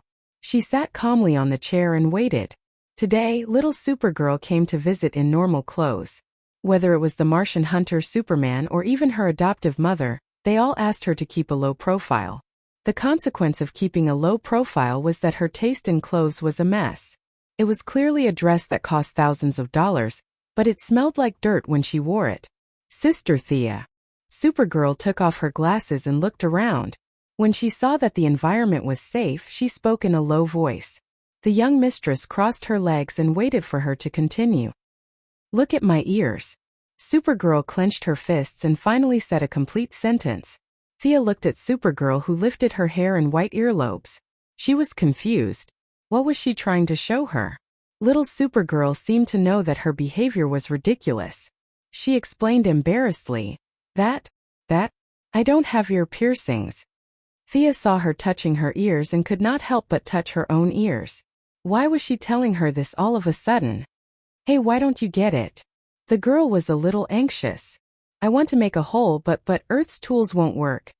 Damn, Thea finally realized what was going on. Who knew what she was trying to say? She just wanted to make an ear piercing. She did not expect the Kryptonian's body of steel to have such a problem. Looking at Supergirl's pitiful eyes, the young mistress scratched her head. Divine bodies did not have such a problem. They could control every muscle to make ear piercings automatically. She was like that, and so was Diana. But the Kryptonians did not know how to do it. She first contacted Fiora, who was working as the head of the Alien Merchant Alliance to develop the trade. At first, the female adjutant thought it was a big deal. When she heard that it was such a problem, she did not know whether to laugh or cry. However, she had pierced her ears on Krypton. At that time, she had not absorbed the yellow sun, and her body was only slightly stronger than that of the people on Earth. She did not have the problem that Kara was having now. When Kara left Krypton, he was only 12 years old. He was still young, so he missed the best opportunity. Right now, Fiora couldn't think of any good ideas. Thea then went to ask Superman. Clark didn't need to have his ears pierced, but how did he clean up the stubble on his face? Thea was just about to make a call to ask. Heat rays. After getting this answer, Thea was stunned for a moment. Presumably, in order to come up with this method, Superman must have spent a lot of time practicing. Thea put down the phone and said to Supergirl with uncertainty, "Try using heat rays. Control the temperature and use the refraction of the mirror." As it turned out, Supergirl was indeed an amazing warrior. She could learn all the skills related to combat in one go. Unfortunately, heat rays could only shave the stubble. If it was too much heat, the mirror would not be able to withstand it. If it was too little, it would be ineffective. Thea tried using her gaze again, but the effect was minimal. She was afraid that if she used too much force, Supergirl's ears would be destroyed. That would be a great sin. Let's do it the hard way. Follow me. The office could not do such a big job. Thea dragged Supergirl to Paradise Island. Diana also heard the news and came to watch the show. A fine gold drill, paired with an electric drill that I added some speed. Come lie here. Let's try it. The young lady rolled up her sleeves, wore a hat, a mask, and a white lab coat. She held the electric drill like a mad scientist and gestured for Supergirl to lie down. Looking at the shiny electric drill in her hand, Supergirl would be lying if she said she was not afraid. However, when she thought about how others could wear earrings while she could not, she gritted her teeth and endured it. Kara lay on the rock as if she was going to be executed. Thea tied up Kara's hair, adjusted it, and pierced it into her ears. It had to be said that after being modified with advanced technology, her electric drill had a high conversion rate of speed. Paired with the fine gold drill, which was already hard to begin with, and added with toughness and sharpness enchantments, she had a 30% chance of piercing Kara's ears. However, reality gave her a slap in the face. The speed power she stole from Reverse Lightning ran wildly. The drill shattered into pieces and Supergirl screamed. Thea thought that something happened and hurriedly stopped. However, when she asked about the situation, she found out that it was too noisy. She sealed off Supergirl's 5 senses and ignored the bitterness on Supergirl's face. Thea took the electric drill and continued to strike. After drilling for 3 minutes, she stood up embarrassedly. The fine gold drill was ground to nothing. Under the high-speed rotation, it completely turned into powder. After pulling Kara up and blowing off the fine gold powder on her face, Diana and Thea looked at each other. Kara's earlobe was still small and clean. There was not even a mark on it. Maybe the fine gold isn't tough enough. Can we try a dragon tooth that is tougher and tougher? Forger Master Diana suggested. After a quarter of an hour, only half of the dragon tooth was left. However, Kara's ear was still nowhere to be seen. The little girl seemed to know that she had caused trouble for the 2 big sisters. She shrunk her neck and did not dare to say anything. Diana hugged her elbows and tilted her head. After thinking for a long time, she took out a dark green thin sword. Hermes' snake sword. It's one of the best even among the divine weapons. It contains a trace of space attribute. Okay. Thea happily took it. The 2 did not ask for the little girl's opinion. One sat on her, and the other pressed her feet. From afar it looked like they were doing something bad. They gave Kara another round of punishment. The 2 big sisters were sweating from exhaustion. Perhaps the space attribute worked. They finally saw some effect. A small hole was made in Kara's ear. However, it was too early for them to be happy. Before the 3 girls could celebrate, they saw the hole in her ear closed instantly. Thea was so angry that her eyes were straight. She gasped for breath. You, forcing me to use kryptonite. Kara was also about to cry. Her healing ability was so strong. There was nothing she could do. Kryptonite could only be talked about. Unlike Superman, who had a complete outlook on the world and life, to a certain extent, he could rely on his willpower to resist the damage of kryptonite. Kara Danvers was just a little girl. She did not have willpower.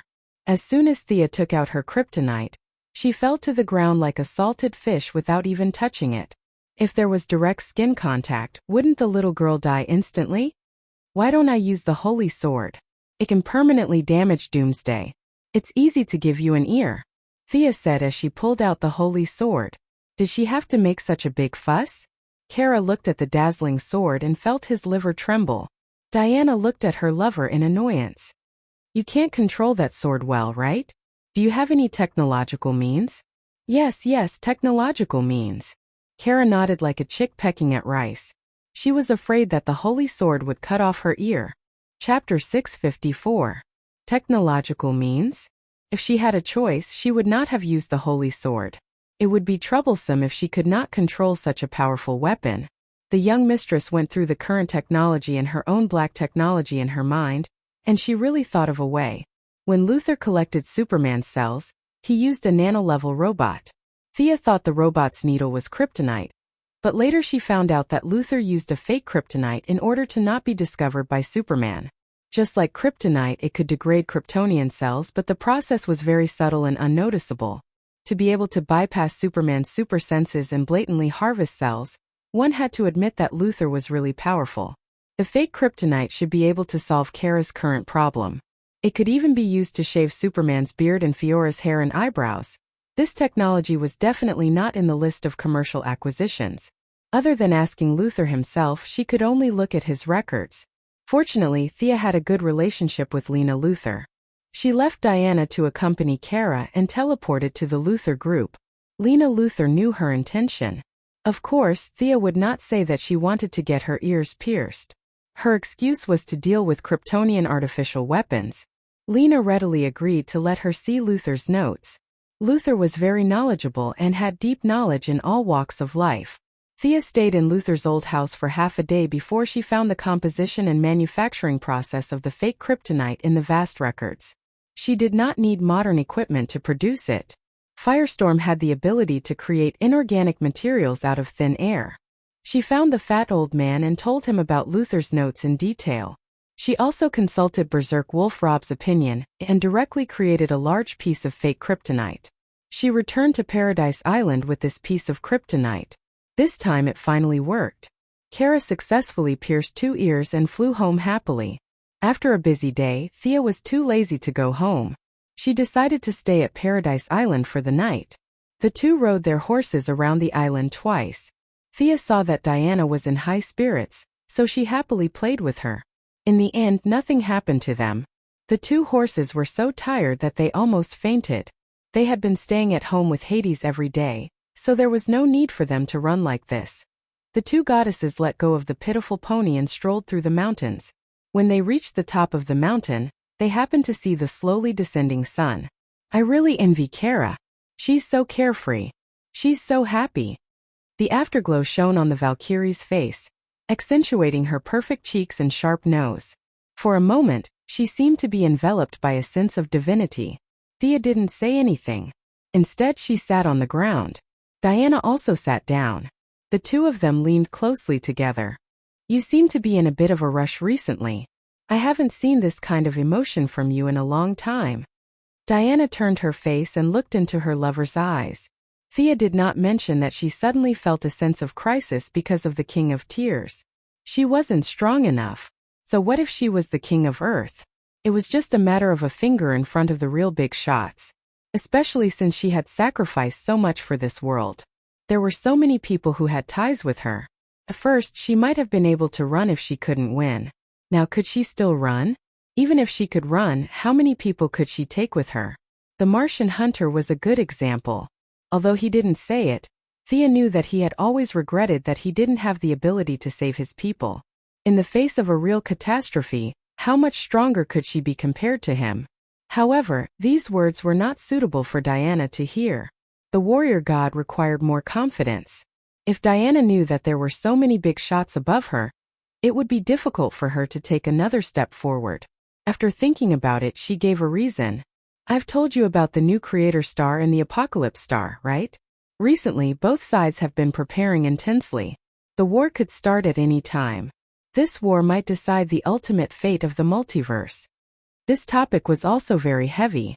However, the war between good and evil was very much in line with Diana's wishes. She would not stop her lover from participating in such a war. She even hated herself for not reaching the final step. She had worked very hard and felt that she was only a step away. Don't give yourself pressure. There aren't many people in this universe who are stronger than you, right? I'm confident in you. Diana said with a smile at the corner of her mouth. Indeed, there aren't many who are stronger than me, Thea said energetically. Looking at Diana's red lips under the sunset, they were bright and dazzling. She couldn't help but kiss them.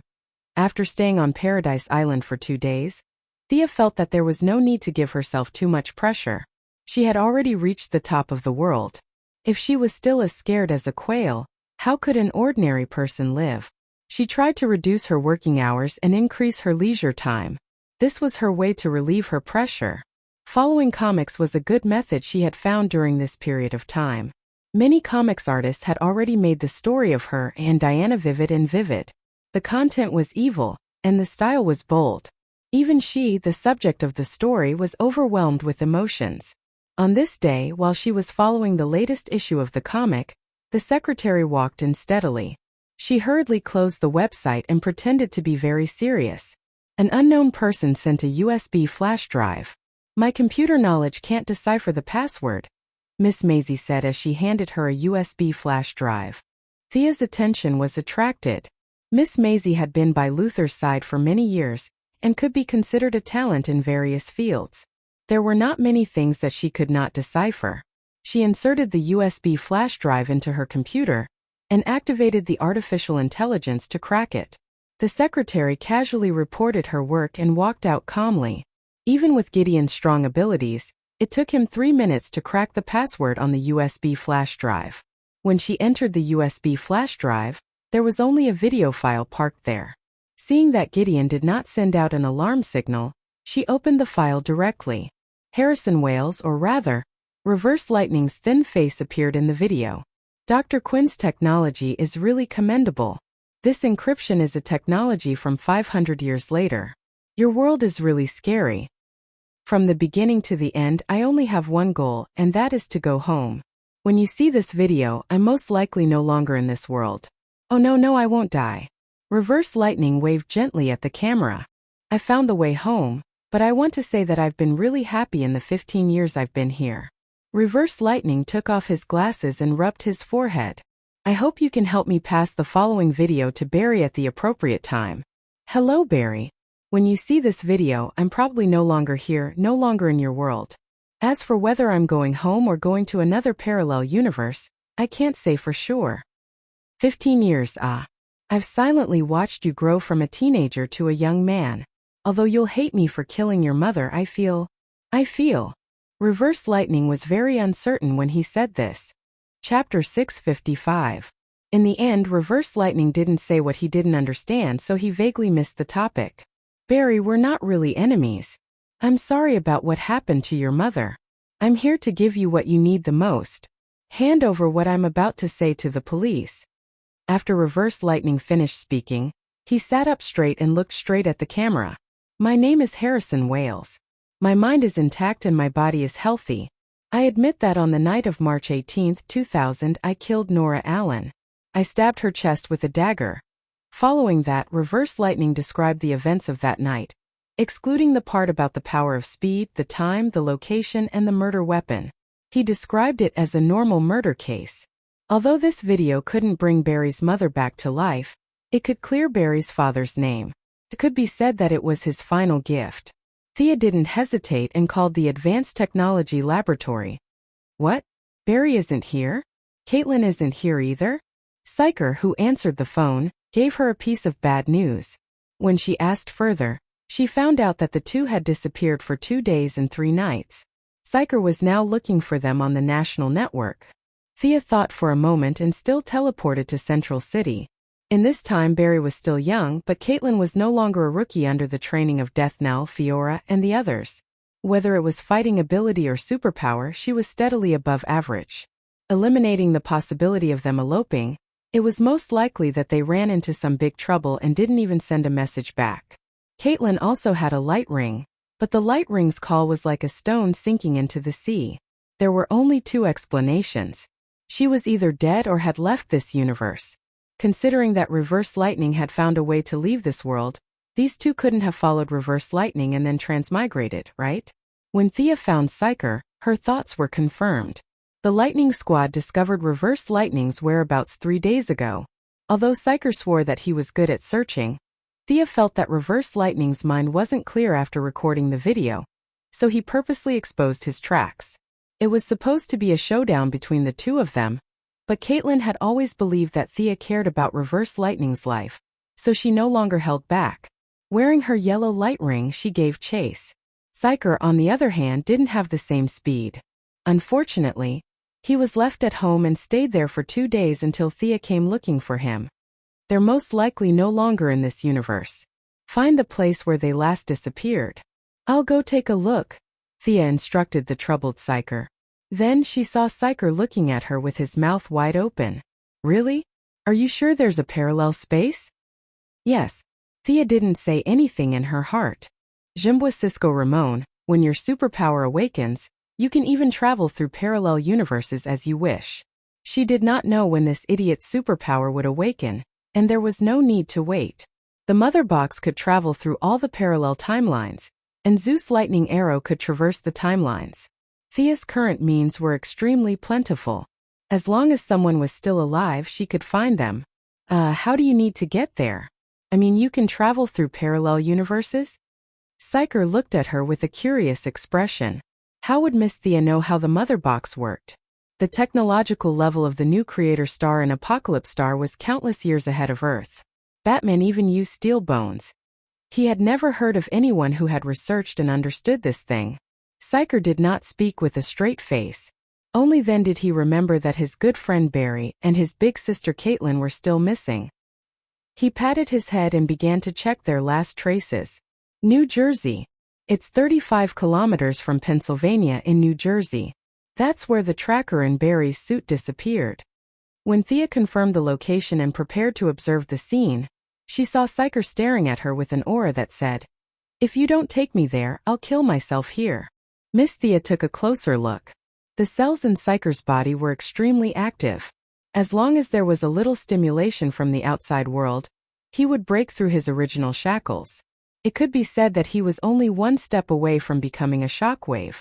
However, she could not explain this to him, so she changed her words. "I have a feeling that if you come with me, this journey will be very exciting for you. However, your previous life will completely leave you. Are you prepared?" Another choice. Giving others a choice was such a wonderful thing. Psyker did not understand the deeper meaning behind her words. He found it funny and said, "There will be danger? Traveling through parallel universes will turn me into a different life form?" No, you're completely wrong. You have the potential to become a superhero. Do you know, Psyker Ramon? Your cells are very active now, and you're only one step away from complete formation. A little stimulation from the outside world, perhaps a bullet or a speeding car, will bring a new world to your eyes. Are you prepared for this? Psyker wanted to say yes. In this day and age, other than people like Batman and Shiva, who would say no to superpowers? However, he understood his own feelings. He was far from prepared. Just a second before Thea was about to activate the teleportation, he finally made up his mind. "I'm not prepared, but Barry is my brother. I have to save him." His expression and words were sincere. Thea did not say anything more. At most, she would send him back if there was any danger. She watched as he turned around to pack his things. He took a big bag of toothbrushes and tissues, and wished he could take a few tablets. "Do you think we're going out to play?" Thea threw away his messy things and handed him a pistol. Then, she dragged him along and activated the teleportation. The two of them arrived at the scene and followed the tracker's instructions. Even though it had been 2 days, the traces left behind by the lightning speed were still fresh in their minds. Occasionally, Caitlin's frost blasts would be scattered all around them. Psyker raised his pistol and moved forward carefully. Seeing how careful he was, Thea wanted to laugh. However, in order to train him, she did not say that there were no enemies in a radius of a few miles. "We're here. The tracker should have reached here. The error should be about 100 meters. Psyker walked to the side of a small path and lowered his head to measure with his device for a long time before he said with certainty.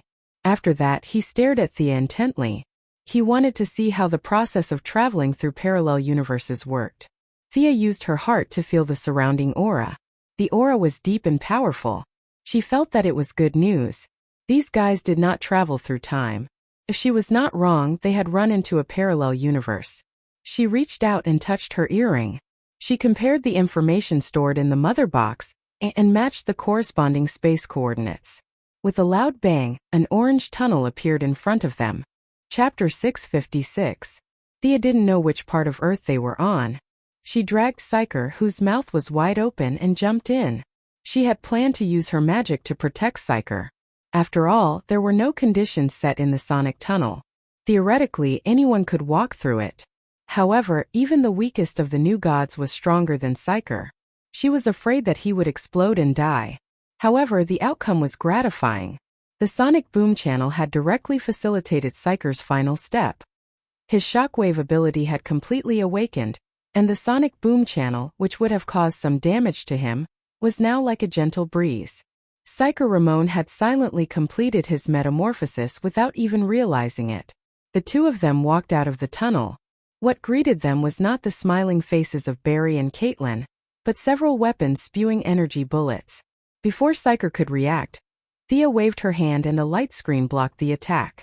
"Who are you?" 6 or 7 men pointed their weapons at the two of them. Even though they had more people than Thea, they were still very nervous.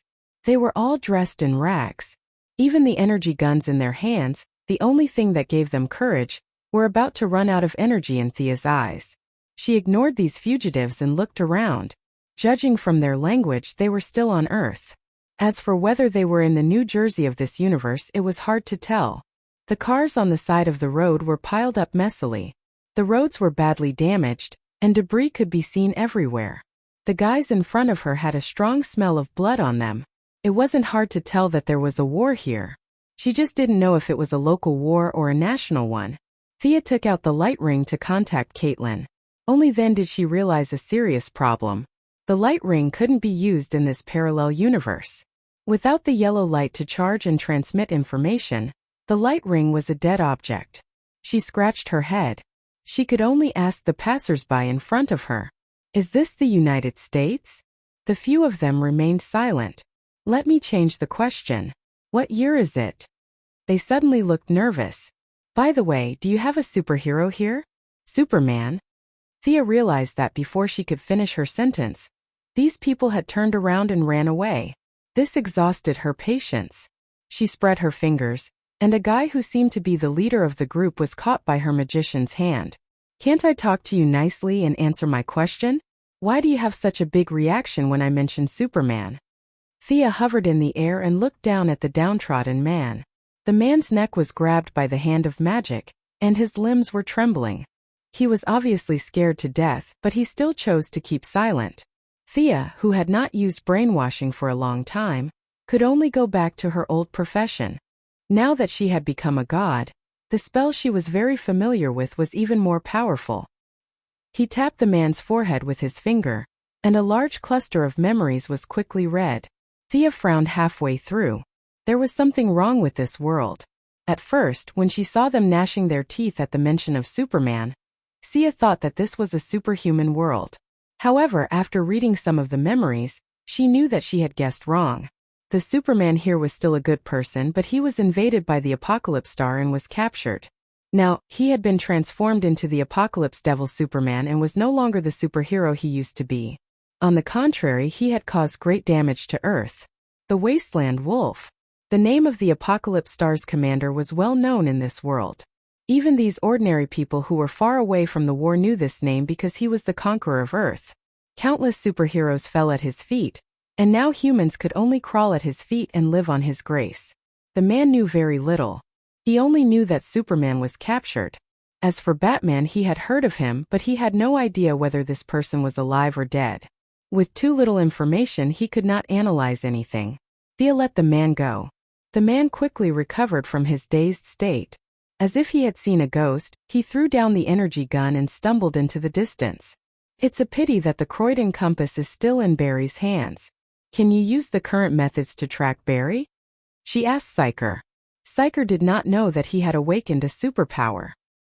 His face was pale at the moment, but when he thought of his good friend's whereabouts, he forced himself to be alert. He turned on the tablet and tried to connect. Soon he shook his head and said with a little frustration, "I can't connect to the network here. Their code is different from ours." How troublesome. Thea felt a little sad about reverse lightning. Everything was different in a new environment, and she had to adapt again. Fortunately, she was not reverse lightning who had lost all her speed. Finding someone was not a problem for her.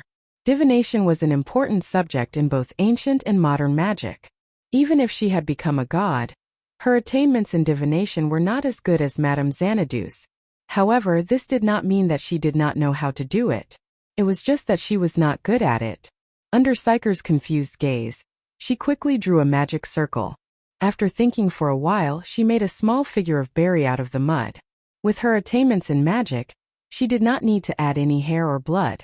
She only needed to imitate Barry's spiritual characteristics. This nameless spell, which was a combination of divination and witchcraft, was instantly activated. Then the small figure spun around a few times and finally pointed firmly to the south. She picked up the small figure and flew Psyker to the south. Along the way, it was a tragic sight.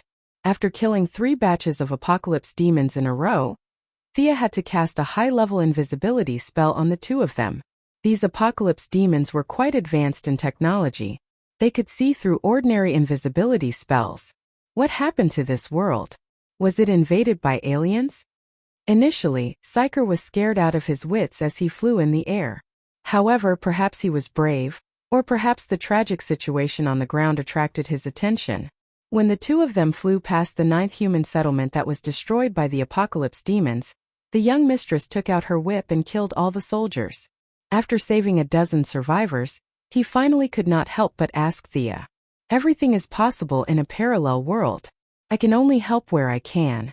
First find Barry. Believe me, I will make these bastards pay the price," the young mistress said firmly. Now that she was also a member of the new god tribe, it was her duty to attack the Apocalypse Star. It was just a Great Plains wolf. She could easily mobilize her magic army and crush him. Even the Heavenly Father might personally make a move. He had a deep-seated hatred for the Great Plains wolf for killing his wife. However, if the Heavenly Father made a move, the scale of the war would instantly expand. It was hard to say whether it was a blessing or a curse for the survivors of this planet. There's a reaction. Barry should be in this city. Thea finally got close to Barry according to the small figure's instructions. However, she slowed down. When she saw the signs by the roadside, she was still a little stunned. Chapter 657. When Psyker saw her stop halfway through her sentence, he curiously followed her gaze. His eyesight was far inferior to the young lady's, but the awakening of his superpower had greatly improved his physical fitness. After squinting his eyes for a long time, he finally understood why Thea stopped talking. A rusty iron plate covered with blood and bullet holes was lying on the side of the road with the words 15 kilometers away from Star City written on it. Thinking that this world also had Superman and Star City, then a lot of things must also exist, he consciously shut his mouth. If he could think of something, the young lady would naturally be more clear about it. She also had this plate in her original world. The style of the plate and the font were exactly the same, making Thea feel that she had returned to her hometown. She laughed at herself and shook her head gently to get rid of this thought. This could not be her home was not here. It was just that the prosperous Star City in her impression overlapped with the dead city in front of her. She still felt a kind of anger that reached the depths of her soul. How many acquaintances of Star City were still alive in this world? Although those people theoretically had nothing to do with her, when she thought of Moira, Oliver, and even herself lying in a pool of blood here, she still could not be indifferent. Although she could not control her anger to the extent that she could use it casually, it was still a small achievement. Countless light red cyclones lingered around her body. Thea hurriedly withdrew her emotions, but a thought still formed in her mind. The wasteland wolves must die. The place that should be a holiday square in her impression was now full of corpses. There were apocalyptic demons but more ordinary citizens. No matter how rich or poor they were before, they were a group of pitiful humans in front of the enemy. The streets and alleys were full of chaos and depression. The city had been completely abandoned. Without using her supervision, she could sense that there were less than 100 survivors in the entire city. "Psyker Ramon, do you regret coming here?" At this time, Psyker was more agitated than she was. His lips were trembling. The tragic scene in front of him was really too different from his original idea. He usually only needed to hide behind the screen and watch Barry beat down the enemy. He did not experience any danger at all. He even had the leisure to give the enemy nicknames. This was too much of a joke in Thea's opinion. Now, facing the bloody situation, his beliefs were completely shaken. Superheroes not only bore the burden of glory, but also the burden in their hearts. Did he regret it? To be honest, Psyker didn't have as strong a conviction as Barry. He joined the Lightning Squad because he wanted to display his personal worth, and not because he wanted to help others. This guy's neutral attribute was far greater than his righteous attribute. The reason he was able to get to where he was today was because of friendship. "I have no regrets." With a bitter face to show that he is strong, Thea can only shake her head and sigh. This kid still has a long way to go before he becomes a superhero. She takes out the little man and continues to track Barry. The good news was that Barry didn't move from his position. The bad news was that he was hiding in an underground building. The building that was covered with a layer of lead seriously blocked her view. Psyker gripped his gun tightly and walked forward cautiously. Thea sensed that something was wrong and reached out to stop him. Immediately after, a sharp arrow pierced the ground 2 steps in front of his feet. Wow! Even though the other party didn't use any underhanded means and was clearly warning him, Psyker was still taken aback. This was the first time he had come so close to death. He quickly turned his head to look at Missy. He had a superhero that could move mountains and seas by his side. He wasn't afraid. However, his heart sank when he saw Thea staring at the man in black who jumped out from the opposite wall. The other party had his bow and arrow aimed at the two of them. He didn't know why Missy was in a daze. Psyker quickly raised his gun. It didn't matter if it was useful or not. This was the only thing he could rely on. Fortunately, at the crucial moment, his good brother Barry came out. Psyker never felt that the yellow lightning was so familiar. That guy? Oh. He pointed at the man in black and asked Barry. Barry waved his hand to signal him to stop talking. Barry, who are they? The man in black's voice was old and tired. However, his hand was steady and the arrow was aimed at the two of them. The Flash was a little embarrassed as he pointed at Psyker. This is my friend Psyker Ramon. We are together with Caitlin. As for this, he looked at Thea and didn't know what to say. I am Thea Quinn from another parallel universe. Hello, Robert Quinn. It would be a lie to say that Missy was emotionally stable. After all, she was still a little dazed when she saw a relative who had died 8 years ago standing in front of her. Fortunately, she was mentally prepared and quickly accepted the fact that the old man in front of her had nothing to do with her. The man in black was naturally old Robert of this world. He had met Barry and Caitlin before, and he had doubtfully learned about the parallel universe. Now that he had met his daughter from another universe, his emotions were no longer as calm as they were before. His voice trembled as he tried to pull the bowstring. Do you have any evidence? Thea didn't know whether to laugh or cry. What evidence could she take out? They were from 2 different universes. Their experiences were definitely different. Hey, trust me. She is indeed Robert Quinn's daughter in our universe. She is not an enemy. Little Flash quickly came to smooth things over. Thanks to his gentle aura and sunny image, old Robert put down his bow and arrow. A daughter from a parallel universe? Ridiculous. Old Robert walked out slowly. Thea couldn't help but give him a sidelong glance. Green robe, black eye patch, white beard, bow and arrow on his back. This was Green Arrow's outfit. As if sensing her confusion, Little Flash quickly explained for her. In this universe, Oliver died in a shipwreck. The current Green Arrow is old Robert. Wow! Psyker was just about to exclaim when Flash covered his mouth. It was best to just brush this matter aside and pretend that they didn't hear anything. Don't worry about me. This is in my universe. Thea emphasized again. It was both for them and for herself. This isn't the place to talk. Let's go to our place. Old Robert kept looking at Thea's appearance. Although he could still see the outline of her face, the details were 100 times more exquisite than Thea's in this universe. Even though he was already past the age of appreciating beautiful women, he still felt that this Thea was unbelievably beautiful. She's not my daughter. When he saw Thea rise into the air without any equipment, this thought became even stronger. With Little Flash carrying Psyker, the 4 of them moved quickly. In an abandoned house, a hidden door opened and they went underground. The underground space wasn't big. There were only a few resting rooms. Food and medicine were piled up messily on the ground. There was also a faint smell of blood and chemicals in the air. Chapter 658. Psyker Thea. Without the help of the lantern ring, Caitlin could control the ice to glide through the air, but it wasn't as fast. She was waiting anxiously in the room. Seeing that they were safe, she hurriedly hugged them both. It seemed that their voices were a little loud. 2 people walked out of the room, a man and a woman. The man was in his 50s and was very thin. He had a serious expression and wore black-rimmed glasses. The woman was a little chubby and looked like she was in her 20s. The woman seemed to be very concerned about her image. Even if she was forced to hide in the basement, she still did her best to tidy herself up. Syker, who was hugging Caitlin, saw them from the corner of his eyes. He was shocked and hurriedly went to grab his weapon. Syker, don't be rash. He's not the person you remember. Caitlin hurriedly pulled Syker back. The commotion attracted the attention of Thea and old Robert, who looked gloomy on the other side. Even Thea was a little surprised. Harrison Wales? Or reverse lightning?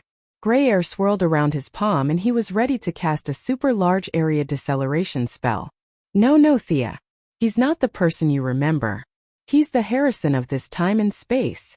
Little Lightning's expression was very bad, but he still stopped Thea. The young mistress looked carefully. There was indeed no divine speed reaction in his body. He didn't even have normal energy, let alone divine speed. He was just an ordinary person. Everyone's here. Let me introduce you. Little Lightning glanced at Caitlin.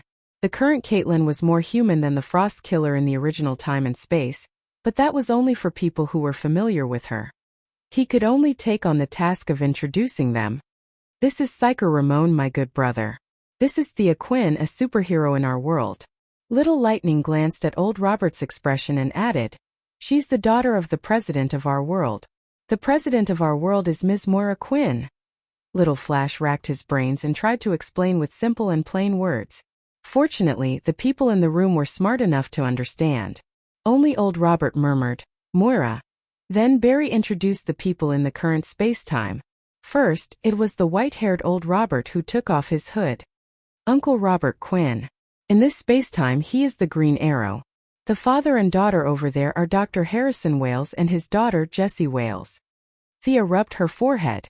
To be honest, she didn't like this world. Everything here was contrary to her inherent values.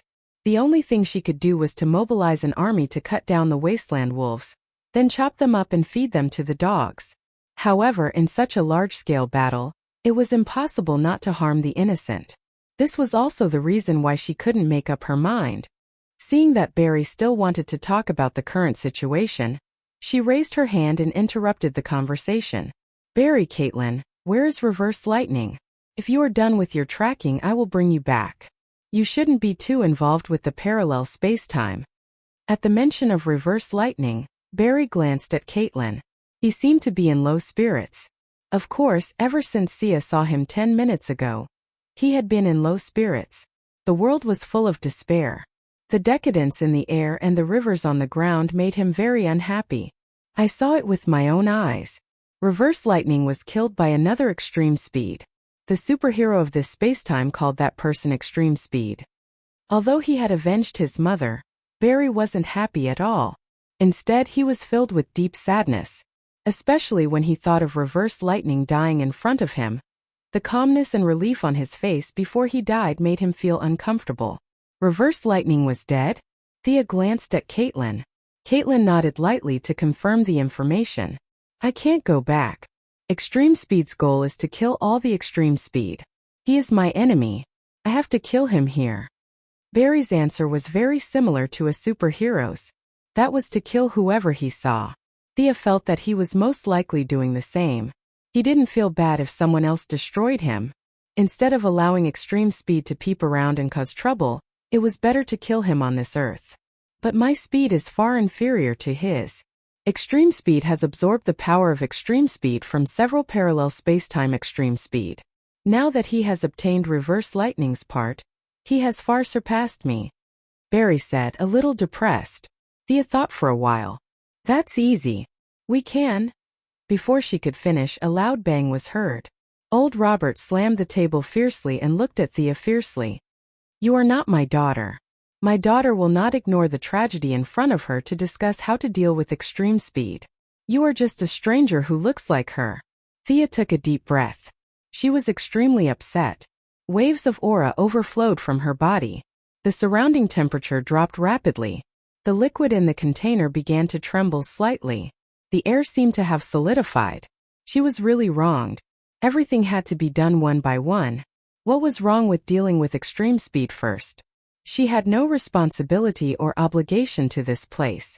Why did Robert have to impose his will on her? I don't need anyone to tell me what to do. You're not my father either. He's kind and considerate of others. You just look like him. You're not him at all. The two of them were at loggerheads. Neither of them was willing to admit defeat. Don't fight. We can discuss. We don't have to deal with extreme speed. Little Flash saw that they were at daggers drawn because of him and hurriedly came out to smooth things over. Barry, you don't understand. I can feel that this old man is hostile to me. This hostility has been there since we met. Thea's understanding of emotions was unparalleled. Now that she was serious, she immediately noticed the abnormality. Barry listened and immediately stood beside Thea. If the other party was hostile, then there was nothing to talk about. He was ruthlessly played by reverse lightning. At this moment Barry was weak and sensitive. He hated being lied to the most. Caitlin was even more so. Her palms were already filled with frost. She was ready to start a massacre here. The sudden change in the situation made Harrison and his daughter, who had been watching the show, a little confused. Are you guys so hot-tempered? Ignoring his weak body, he stood in front of them and signaled for them to stop. My feelings can't be wrong, Mr. Robert Quinn. Thea really wanted to understand where this hatred came from. Could it be that he knew that she was Old Ma's daughter in this world? The probability was not small. She could handle it calmly in the original timeline, but it was hard to say in this timeline. Old Robert hesitated for a long time. It was only when Harrison desperately signaled him with his eyes that he reluctantly said, "You are not my daughter at all. I noticed at first glance. You look exactly like the person who killed my daughter." Chapter 659. Thea heaved a sigh of relief when she heard that it was not an illegitimate daughter. As long as it was not an illegitimate daughter, she was confident that she could solve any problem. However, Old Robert's words confused her. What did he mean? Someone who looked like her killed the Thea of this time and space? Was it someone from the Wasteland Wolves? The first thing that came to her mind was a spell. Her image must have been transmitted to the Apocalypse Star. Did the other party use a spell to kill someone using her appearance? This was the only answer that Thea could think of. Old Robert stared at Thea with bright eyes, not letting go of even the slightest change in her. He shook his head with certainty. It was a year before the Wasteland Wolves came to Earth. That woman looked exactly like you. Thea's friends looked at each other. Barry understood. It should be someone from the parallel universe. Now that there are two parallel universes, it is normal to have one more. This answer could be deduced by anyone with a normal IQ. This was also the reason why Old Robert did not make a move. He nodded. You are right. There is a third parallel universe. However, can Thea of that universe be as beautiful as her? That Thea can fly, release a kind of energy shockwave, hold a long sword, and have the same hairstyle as her. Oh, Old Robert spoke with certainty. With so much evidence, Barry Sisko was a little hesitant. It was really difficult to have such a beautiful face. If Sia's current appearance was placed in the ancient times, she would be able to get tens of thousands of rough men to fight for her without using magic. Caitlin was also a little suspicious. Thea's secret power was not small. She was a part of it. Could it be that she was the one who killed the people? She began to secretly gather energy in her hands. If she failed, she would first freeze Barry's legs. Thea herself found it unbelievable. However, she insisted that it was some kind of illusion that bewitched these ordinary people. With a flick of her finger, a human figure as tall as her appeared beside her. To increase the recognition, she even made the illusion wear a big quilt and a holy sword. Is it this image? Robert shook his head. She then created an image wearing a long robe and holding a soft whip. If the Apocalypse Star used her image to do bad things, this image was the most likely. That's what it looks like? Robert Sr. continued to shake his head, indicating no. This time they realized that there was a problem. What did that person look like? Barry asked the question that was on everyone's minds.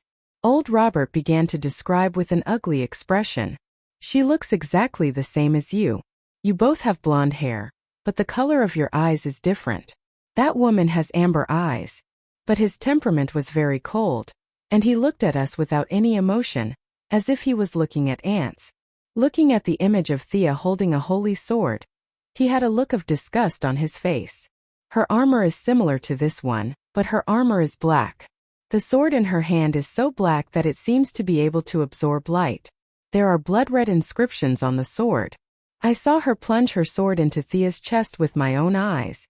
After that, the sword emitted a thick red light. After that, her armor seemed to have absorbed Thea's blood, and there were many bright red lines on it. After that, the woman looked at me coldly and turned to leave. The room was silent. Everyone was a little confused, including Barry and Syker, who had known Thea for many years. They were all confused because Thea had always been like a cloud of fog. No one could tell what her specific ability was. How did she obtain her power? No one knew. Could it be that she obtained her power by slaughtering her parallel selves? I'm so angry. This was utter nonsense. There can't be anyone like me. Of course, Thea saw their confused expressions. If I'm not wrong, this woman should be a dark Thea. She's not me, and I'm not her. Thea was too lazy to explain the uniqueness of the goddess of wealth and trade to them. There might be a few Thea Quinn, but there was only one goddess of wealth and trade. Since we've come to this point, I'll tell you the truth. This earth will not be ignored. The Wasteland Wolf and I are both members of the new god race. He represents the evil side, and I represent the righteous side. My army can head to this universe at any time. There's only one Great Plains wolf, and there's only one me. Shocked by her resolute words, everyone's expressions became better. Of course, this might be because they heard that there were reinforcements. Thea had thought a lot. She didn't expect to receive such news when she came to look for Barry. There was a dark Thea Quinn in the multiverse. According to Robert's description, her weapon was similar to a holy sword. There was no possibility of a new god. All the new gods in the universe were in the new creation star and revelation star. Every time a new god was born, they would be recruited. However, the path to becoming stronger in this multiverse was not limited to the new gods. Not to mention others. Once Zeus returned to his main body, he would be able to beat up the new gods apart from Uncle Da. Even existences like the 3 palace demons could fight Uncle Da head-on. It was hard to guess what the dark Thea had up her sleeves. Thea could only be sure of one thing. She didn't have the advantage of foresight. There were 52 parallel universes. It was impossible for 52 transmigrators to fall from 52 parallel universes, right? There was only one transmigrator who fused with her. The other party must have come this far without knowing anything about the world. Amazing! As expected, the dark state was 5 times stronger. She had spent so much effort to reach her current level. She was probably 100 times more hardworking than she was. In order to strengthen their impression, Thea took out the holy sword. Everyone was bathed in the warm fragrance of the holy sword. See? This is my sword. I don't know if there are any stories about King Arthur in your world, but this is the legendary sword of the lake. It turned out that this world wasn't much different from their original time and space. There was Christmas in King Arthur. Such a positive atmosphere couldn't be faked. Robert finally let down his guard. Thea asked about Robert's family in this time and space. After listening to his story, she was a little sad. Oliver didn't have any talent and died in a shipwreck. Old Lua went through a lot of hardships and learned a lot of skills before returning to Star City. The first one to bear the brunt was Malcolm. The 2 friends started a battle of life and death. In the final stage, Moira blocked Malcolm's arrow, and old Marco was shot to death by old Luo. Lying in her husband's arms, Moira redeemed herself and closed her eyes with a smile. Thea here didn't have the help of a transmigrator. It was still version 1.0. She skipped school and drank too much. Old Luo took care of his daughter. He managed the company during the day and fought criminals at night. After 2 years, he finally changed Thea's bad habits. Unfortunately, he was stabbed to death by the dark Thea from another world. Chapter 660. After the sadness, old Robert buried his beloved daughter and left Quinn's old house where his wife and daughter were in eternal rest. He guarded Star City alone for 2 years until the Wasteland Wolf arrived on Earth. Great! The young mistress was speechless. Her acquaintances from that space-time were all dead here, one after another. Other than you, are there any other superheroes in this world? Are they? Syker couldn't help but ask. When this question was brought up, everyone in this time and space was in low spirits. Seeing that the 2 old men were unwilling to answer, Dr. Harrison's daughter, Thea looked a little chubby. Jesse Wales answered, Batman, Superman, and Wonder Woman are our strongest heroes here. Oh, you have Wonder Woman here too? Thea's curiosity was instantly piqued. Jessie looked at her carefully. The Wasteland Wolf used a device to control the humans of the world. Batman sacrificed himself to blow up the enemy's command tower and control center, saving everyone. However, the price was still too high for humans to bear. Superman was captured, Batman sacrificed himself, and I heard that Wonder Woman was killed by the Wasteland Wolf's sneak attack. The superheroes that protected the human world are no longer here. Whoosh! The temperature in the room had already returned to normal, but now it was visible to the naked eye that the temperature in the room had dropped by a lot. Thea asked in disbelief. What's the name of your Wonder Woman here? Jessie looked at his father and then at old Robert. The three of them shook their heads to show that they didn't know. Is it like this? Thea transformed into Diana, dressed in the same beginner god costume. Jessie was just about to nod when Barry quickly ran to Missy's side to comfort her. Your wife is living well at home. This has nothing to do with you, right? Even though Thea understood this, she still felt unhappy. Extremely unhappy. That bastard Wasteland Wolf, he actually killed Diana in this time and space. If I don't chop him into pieces, I won't be able to vent the hatred in my heart. He took a few deep breaths and tried his best to clear his mind before continuing to ask. Then, who is your current superhero leader? Jessie didn't know the answer to this question. Old Luo said tiredly, it's still Batman. It's just that the current Batman is his father, an old man who's even older than me. For his son, he put on his armor again. Sigh. Thea was actually a little sad to hear about Batman's death. Although he didn't have superpowers from any point of view, Batman was enough to be called a great superhero. As a human, he did the best he could. Superman had been captured and turned into an enemy. Diana and Batman had both died in battle. No wonder the world was so miserable. Are there no other heroes other than Batman? Thea did not expect much from old Batman.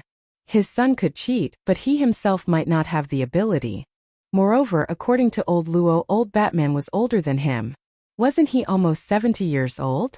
Jessie Fatter, this young lady whose original name was Jessie Wales, when she introduced herself, she said that her friends called her Jessie. Quick guessed. The young lady didn't see where she was, so perhaps it was more appropriate to call her Fatter. Of course, this Fatter was Thea's inner respect for her. This young lady wasn't too fat, just that her face was big, and her body was very well proportioned, with an extra layer of meat compared to ordinary people. The lady's face glowed as if she had mentioned her idol. She said excitedly, Hawkgirl. Hawkgirl is now the representative of the superheroes in our world. After the fat lady finished speaking, she glanced at Thea and Barry. She was a little surprised when she found that they were normal. Hawkgirl doesn't exist in your world? Barry directly said that he had never heard of it. Thea scratched her head. Horus was killed by her, so Hawkman and Hawkgirl should no longer exist. However, this was in her world and her timeline. The fusion of new gods was unique, but the old gods, especially the gods of faith, had different laws. There might be gods with the same name and divine title. Therefore, it was not surprising that there was a Hawkgirl in this time and space. However, Hawkgirl was actually the strongest superheroes in this world. This was simply a tragedy. That poor little bird that only knew how to swing a hammer. Thea felt that she could beat her when she was still skateboarding. Now that such a character was carrying the burden, it was no wonder that this world was filled with despair. Jessie also introduced a few human superpowers who resisted the tyranny of the Wasteland Wolf. There was Sandman, Iron Captain, Atom Smasher, Dr. Light. They were all half-black and half-white characters. The main reason they rose up in revolt was that the Wasteland Wolf did not give them a way out. The situation was not optimistic. If they wanted to rely solely on these heroes of Earth to save this world that Thea named Earth 2 in her heart, unless a miracle happened. She felt that she was the representative of this miracle. Barry, here you go. She suddenly remembered the USB flash drive that Reverse Lightning had given her. Although he was dead, she should still let Barry take a look.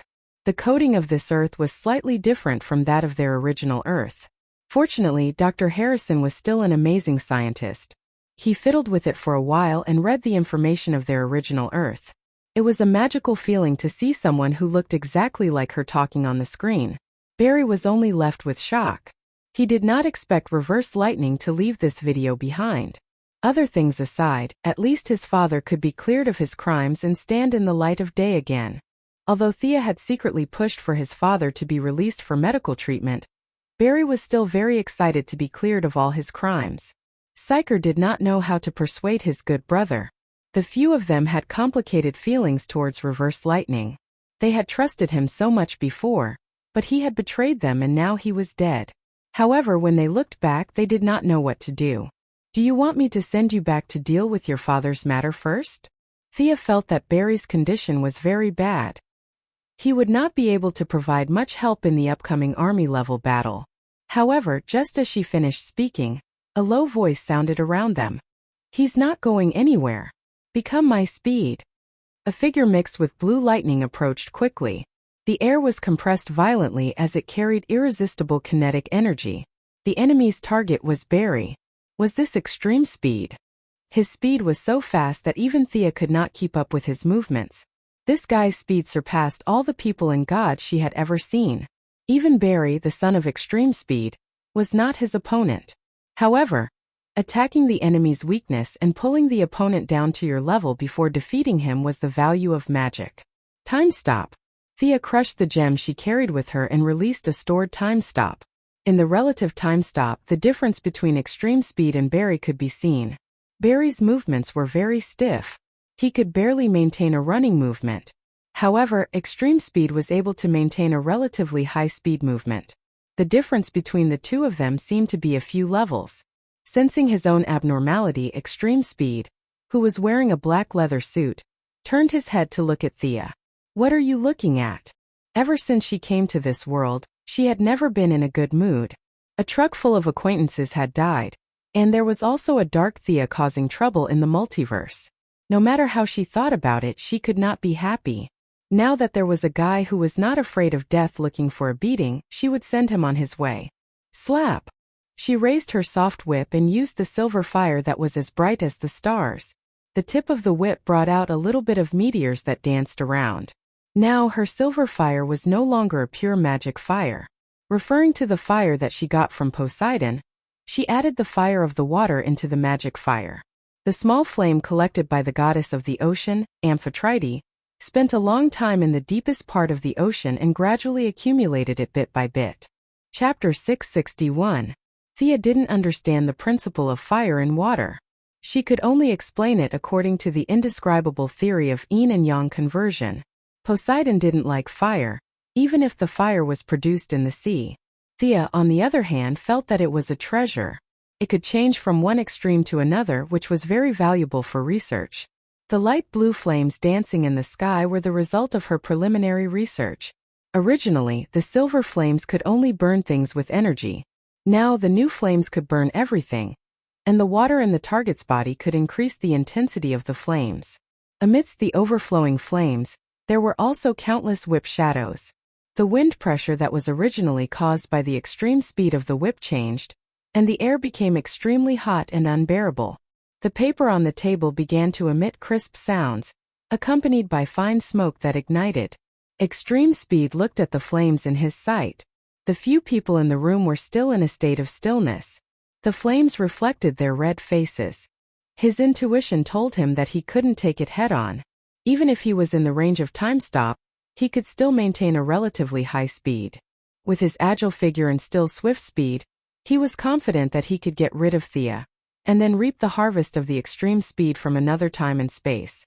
However, he underestimated Thea, or rather, he believed too much in what he saw with his eyes. Confusion. This was the characteristic of her divine power that Thea had discovered long ago. She mixed a lot of illusions in the air. That day, even Apollo was fooled by her, let alone the extreme speed of a mortal. After hitting 3 flames in the air, Extreme Speed realized that something was wrong. The initial temperature of the flames was not high, but there was a tendency to burn more and more. Whether it was slapping or wind pressure, it was ineffective against the flames. Instead, with his movements, the flames showed signs of expanding. What the hell? In the time that Extreme Speed was stunned, Thea's whip was already in front of him. This guy had 10 times more combat experience than Barry. He turned around and ran for more than 10 miles in one breath.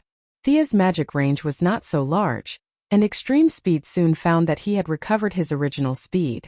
Unfortunately, the flames on his body showed no signs of extinguishing.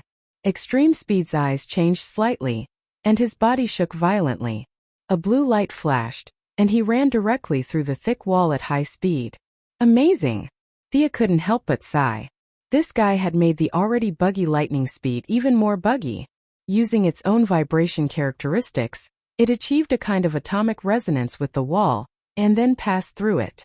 His own flames definitely couldn't follow the vibrations, so he left them on the wall. The principle behind this move wasn't difficult, but finding the frequency of the wall's vibrations and making his body resonate with it required a lot of time and experimentation. Thea put away her time stop and teleported them out of the basement.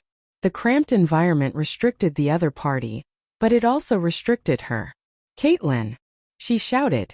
Frostkiller, who could be considered to have been trained for a long time, immediately activated a large spell around them.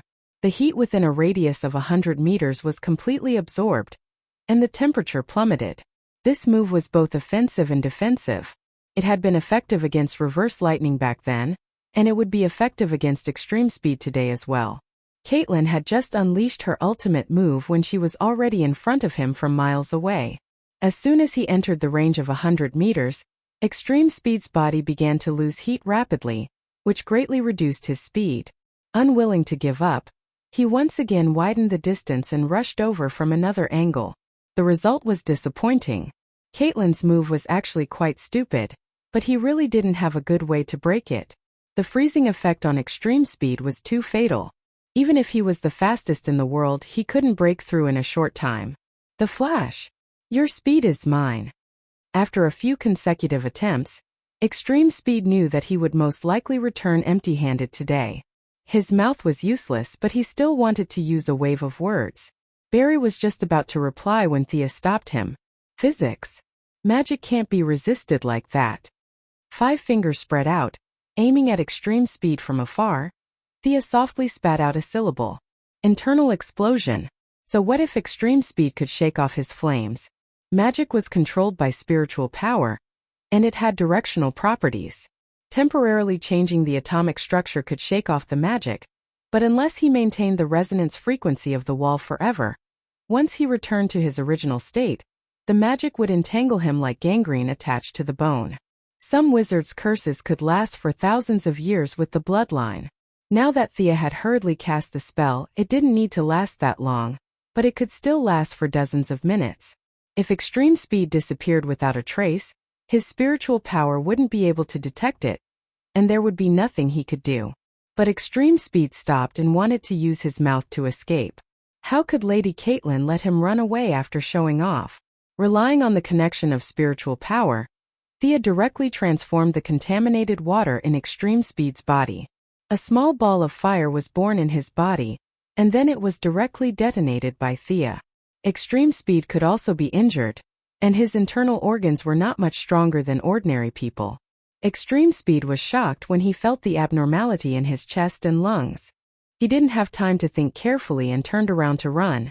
In less than 1,000th of a second, an explosion occurred in his body.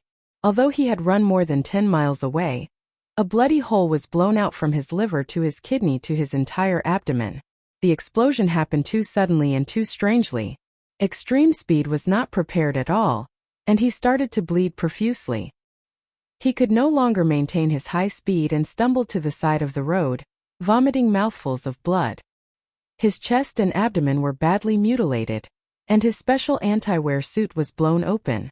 Blood flowed freely from the wound, and the whole ground was completely dyed red. "Kill him quickly.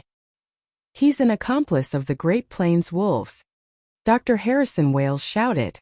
When Barry was still thinking about whether to kill him or not, Thea nimbly flashed a few times and rushed up. Taking advantage of his weakness to kill him, this guy would definitely be a disaster if he was left alive. While she was rushing, the soft whip in her hand did not stop. A large amount of flame was attached to the tip of the whip. As long as extreme speed was entangled, he would definitely be burned into ashes. Bang! The distance between the two was quickly shortened. Thea's speed was indeed not as fast as extreme speed, but when one of them stood still and the other ran, It was not even a tenth of a second. She raised her arms slightly, and the soft whip rolled towards Extreme Speed, who had no resistance. Her movements were considered fast in the eyes of ordinary people, but in the eyes of Extreme Speed, it was still very slow. He knew that he had to dodge, but unfortunately, his injuries were too severe. With this level of injury, even if he sped up the cell healing, it would still take him more than half a day to recover. He watched as the soft whip wrapped in flames drew a beautiful arc in the air and rolled towards his neck. His limbs were weak and he barely took half a step back. At the critical moment, bang! There was an explosion, and a portal rose up on his left. 3 people jumped out of the portal. The white-haired woman in the lead raised her hand and launched a fierce ice blast without thinking. The tip of the whip was blocked by her for a moment, and Thea could only shake her wrist to retrieve the soft whip. The remaining 2 people hurriedly pulled her back. Chapter 662. F***CK. Thea looked at these troublemakers and couldn't help but curse. The woman who blocked her attack first had white hair and black eyeshadow and was wearing a leather jacket. The man behind her had fire in his eyes, hair and hands. The other was short and wore a long trench coat and sunglasses. Haha. I'm dying of laughter. Psycher Caitlin, look at your image in this world. Here Extreme Speed is a bad guy. Psycher Caitlin and Ronnie are also bad guys. Thea held her stomach and laughed. Extreme Speed was the biggest threat. These guys looked scary, but she didn't take them seriously. With a whoosh, little Flash finally came to her side. Looking at the familiar strangers in front of him, he was also a little confused. Extreme Speed didn't have time to talk nonsense with Mississippi. His hands moved quickly and wrapped around his wound. Only then did he stand up shakily and looked at Thea with hazy eyes. What are you looking at? You guys are living so happily. You must have surrendered to the wasteland wolf, right? You even betrayed the world that gave birth to you. How dare you stand in front of me, a bunch of scum? Hearing her words, the expressions of the people opposite her were different. Extreme Speed's face was covered so tightly that she couldn't see their expressions. She only heard him snort in disdain. The evil version of Firestorm chose to ignore him. Psycher and Caitlin were a little unnatural, but they quickly recovered. Be careful, this woman is very powerful. She seems to be a new god like the wasteland wolf. Extreme Speed whispered to the few of them. In the past, he didn't even care about these useless people. But now that he was seriously injured, he had to unite them. Yo, looks like you have been to many universes. You are indeed knowledgeable. You even know about new gods. Barry, you go and deal with. Barry, be careful. Thea was just about to let Barry deal with the seriously injured Extreme Speed when she saw a blood-red blade appear out of thin air and stab towards Barry's back. Even though he was warned, Barry's lack of experience was exposed. He actually made a move to turn around. He quickly realized that something was wrong, but it was too late to dodge. Thea cursed under her breath and threw out a flame blast. At the same time, Barry also unleashed his potential and moved 2 steps to the left. Puff! With a muffled sound, a huge sword more than a meter long pierced through Barry from the back. Facing Thea's attack, the ambusher chose to retreat. He pulled out his greatsword and Barry's blood flowed out. Thea hurriedly used greater healing on him and instantly checked his condition. The son of the god of speed had avoided a vital point at the critical moment. Although he was seriously injured, he was still worth saving. Caitlin, take them away first.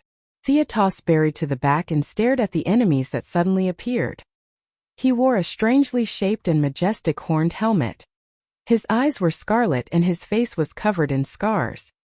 He wore a full-body armor that was as black as ink on his body that was more than 2 meters tall.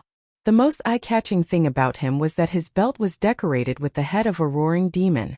Great Plains Wolf. You bastard, how dare you use your doppelganger to face me? Thea sneered. She looked at the new deity who was surrounded by a faint red aura.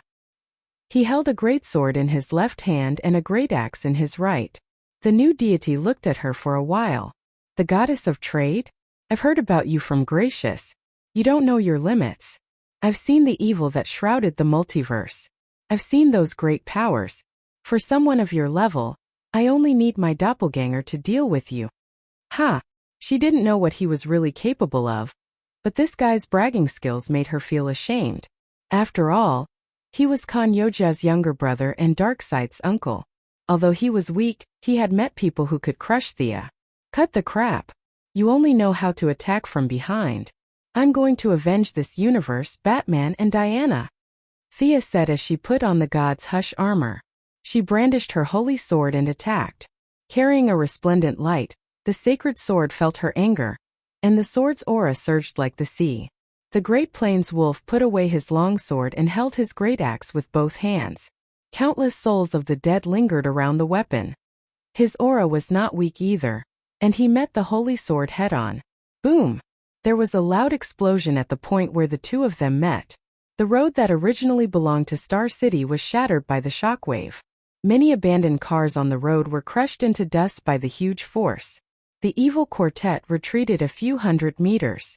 On the other side, Caitlin was also treating Barry while commanding a few ordinary people to retreat. Both of them were not satisfied with the exchange of blows. The Great Plains wolf felt that Thea's strength was beyond his expectations. Heidi was even more unhappy. She didn't use her full strength. Instead, she was estimating the strength of her opponent's main body. The result was not too optimistic. The fact that her opponent's doppelganger could exchange a few blows with her spoke volumes. The god's hush armor crazily transformed the thunder magic and added it to the holy sword. The sword was originally 1 meter long, but now it was surrounded by dense lightning. It was even longer than before. The Great Plains wolf also began to accumulate power. A large number of souls of the dead were gathered on his great axe. There seemed to be wailing in the dark red light. These were the lives that died under his great axe. Now they were used as sacrifices to increase his attack power. His great axe seemed to have endless power. Thea didn't take it head-on. Instead, she defended and attacked. She constantly used the magic on her holy sword to wear down the souls of the dead on his great axe. The Great Plains wolf saw through her intention and attacked even faster. The two of them exchanged 3 blows. When the Great Plains wolf blocked Thea's attack and the two of them passed by each other, he directly took out his greatsword and turned around to stab at her. Clang! His greatsword was knocked away. Thea was already prepared for his sneak attack. She blocked his sneak attack with her holy sword and took advantage of the momentum to cut his waist. Huh! The Great Plains wolf's lower abdomen shrank slightly. The evil ghost head that she thought was just a decoration suddenly came to life and bit at the holy sword. Although it was burned to ashes, it also bought time for the Great Plains wolf to pull away. Although it was only one move, the Great Plains wolf who had rich battle experience could see that Thea had been hiding her strength. She maintained a stalemate with the previous few moves just for this last move. She was really insidious. Thea was also a little regretful. She always thought that it was just a decoration. Who knew that this armor of hers had such a function? She wasted a good opportunity. Even if it was a clone, the main body would lose a part of its divine power if it was killed. She had been silently suppressing her strength in order to make the Great Plains wolf think that she was just SOSO.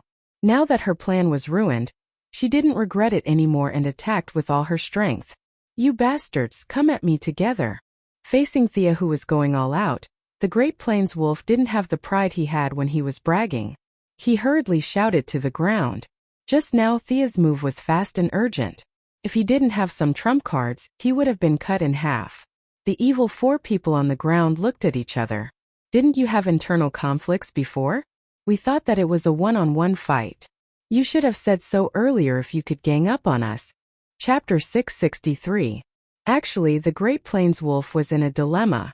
Who knew how a new god like Thea would appear in his territory? His main body had just returned to the Apocalypse Star, leaving behind only a clone to command the army. He also didn't want to expose himself and ask for help from the ants that he looked down on before. But facing Sia, who was at full power and whose strength, speed, and divine power suppressed him in all aspects, he really couldn't do anything. If he used his doppelganger against Sia's main body, he would basically die. Helplessly, he revealed his true strength. Ignoring the other's extreme speed, who had always been unruly, stared at the Great Plains wolf thoughtfully. Even if he was heavily injured, his speed should still be extremely fast. In the end, after hearing the order, the first one to rush up and attack Sia was Firestorm. Perhaps considering the pressure Thea would bring, extreme speed still joined in the attack.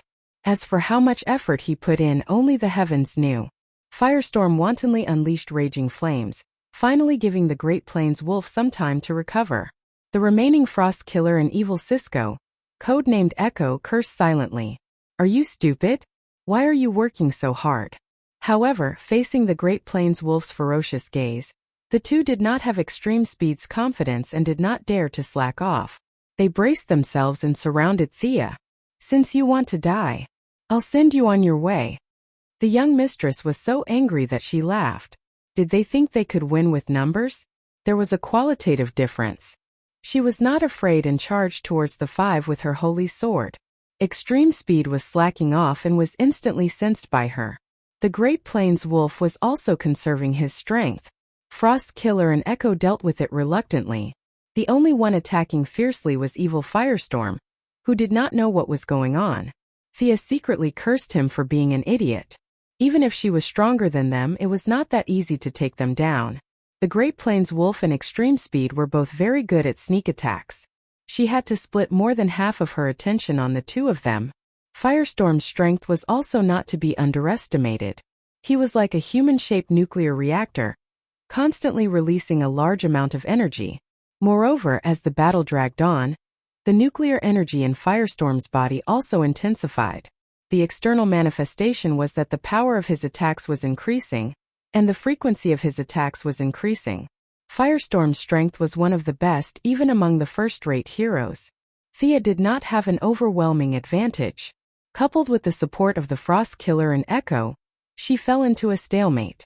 With a slash of her sword, she slashed apart the energy impact of the firestorm and dodged the sharp axe of the wasteland wolf. Flames and frost flew together, and shock waves and thrown lightning flew around her. Thea deeply felt the feelings of Hades when he was besieged by the Greek gods. These guys were not as good as her, but they relied on their numbers to beat her up. "We have to break their formation." Thea switched her sword to her right hand, and began to chant an incantation with her left hand. "Interrupt her." The Great Plains wolf was a pure warrior, so it didn't understand what kind of spell it was, but it didn't need to think to know that it wasn't a good thing. Firestorm and Extreme Speed began to attack fiercely. Thea directly crushed a gem, activated a defensive spell, and focused on casting spells. She was preparing to cast a legendary spell. Even with her current strength, she still needed to make some necessary preparations with hand gestures. A faint golden barrier blocked their attacks. Firestorm and Extreme Speed clashed a few times. The barrier seemed thin, but it was abnormally sturdy. Extreme Speed shouted, "Echo, use your ability." Evil Psyker's eyes glowed with a faint blue light, and his hands released a high-frequency vibration wave. The barrier started to shake violently with the vibration wave, and finally shattered into powder like an eggshell. Extreme Speed's eyes showed a hint of mockery. Thea was also a little surprised. Psyker's ability was very strong. She was currently casting high-level spells, and the defensive spell just now was already the highest level spell that an ordinary wizard could cast. However, she was fearless. She had mastered the gem magic, and she had robbed Hades's treasury. She still had a few sacks of gems that stored such spells. Extreme Speed watched as Thea crushed another gem, and the same barrier as before reappeared. He signaled for Evil Psyker to continue. After shattering 3 of Thea's barriers, their expressions turned ugly. The other side's defensive barrier was endless, and Psyker was already exhausted to the point of exhaustion. High-frequency vibration wave required a lot of mental and physical strength, and it required a lot of physical strength. This was Evil Psyker, not Whitebeard, and his body was not that strong. When he sensed that something was wrong, he quickly turned around to take a look, and he almost spat out a mouthful of blood. That bastard Great Plains wolf wanted them to risk their lives for him, while he himself hid 8 Zhang away. Moreover, from the looks of it, he was preparing to retreat. There was no need to talk nonsense. He quickly noticed the joy on Sia's face and the energy flowing between her palms, so he also ran back without saying anything. "Now you want to run? It's too late." Thea's hands glowed with a faint green light. This was a legendary undead spell called Torliton's Killing Cloud. As she raised her hands, the entire sky and earth were covered by countless acid clouds. Just looking at them would make one's eyes burn.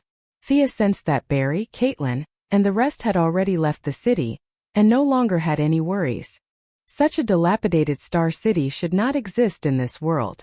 Destroy it. A huge amount of mana was injected into the acid clouds, and the clouds quickly covered the surroundings.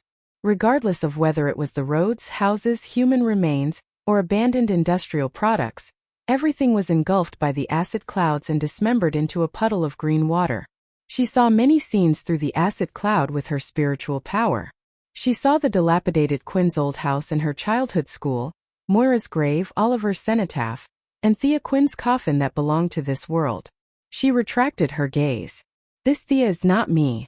You want me to lie in a coffin? Let Darkseid do it himself. Everything was covered by the acid clouds. Large amounts of materials, regardless of their structure, purpose, or meaning, were all broken down by her and returned to the natural world.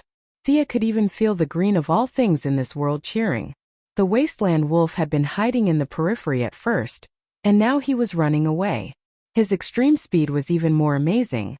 No one knew if he had recovered from his injuries or if he had great potential, but he was surrounded by electric arcs. He didn't even look at his companions as he ran away. Sia controlled the acid clouds to chase after him from several directions, but he managed to escape at the last moment several times. You can't run away from me. The acid cloud had already shrouded the whole city. Under the effect of magic power, everything in front of him was green. The sky was green and so was the ground. He was blocked by Sia several times and had to run back. His vision was blurred, and he was not familiar with the road. His sensitive perception had been warning him, but unfortunately he could not run out. The three friends he had abandoned did not have super speed. In the face of the corrosive acid clouds, the three of them huddled together for warmth. The Frost Killer and Firestorm were desperately using their energy to buy some time for Echo to open a portal. As for where they would be teleported to, they did not care. They just wanted to escape. Evil Psyker was already at the end of his tether after continuously relying on the vibration waves to shatter Sia's protective shield. Vibrations were a double-edged sword.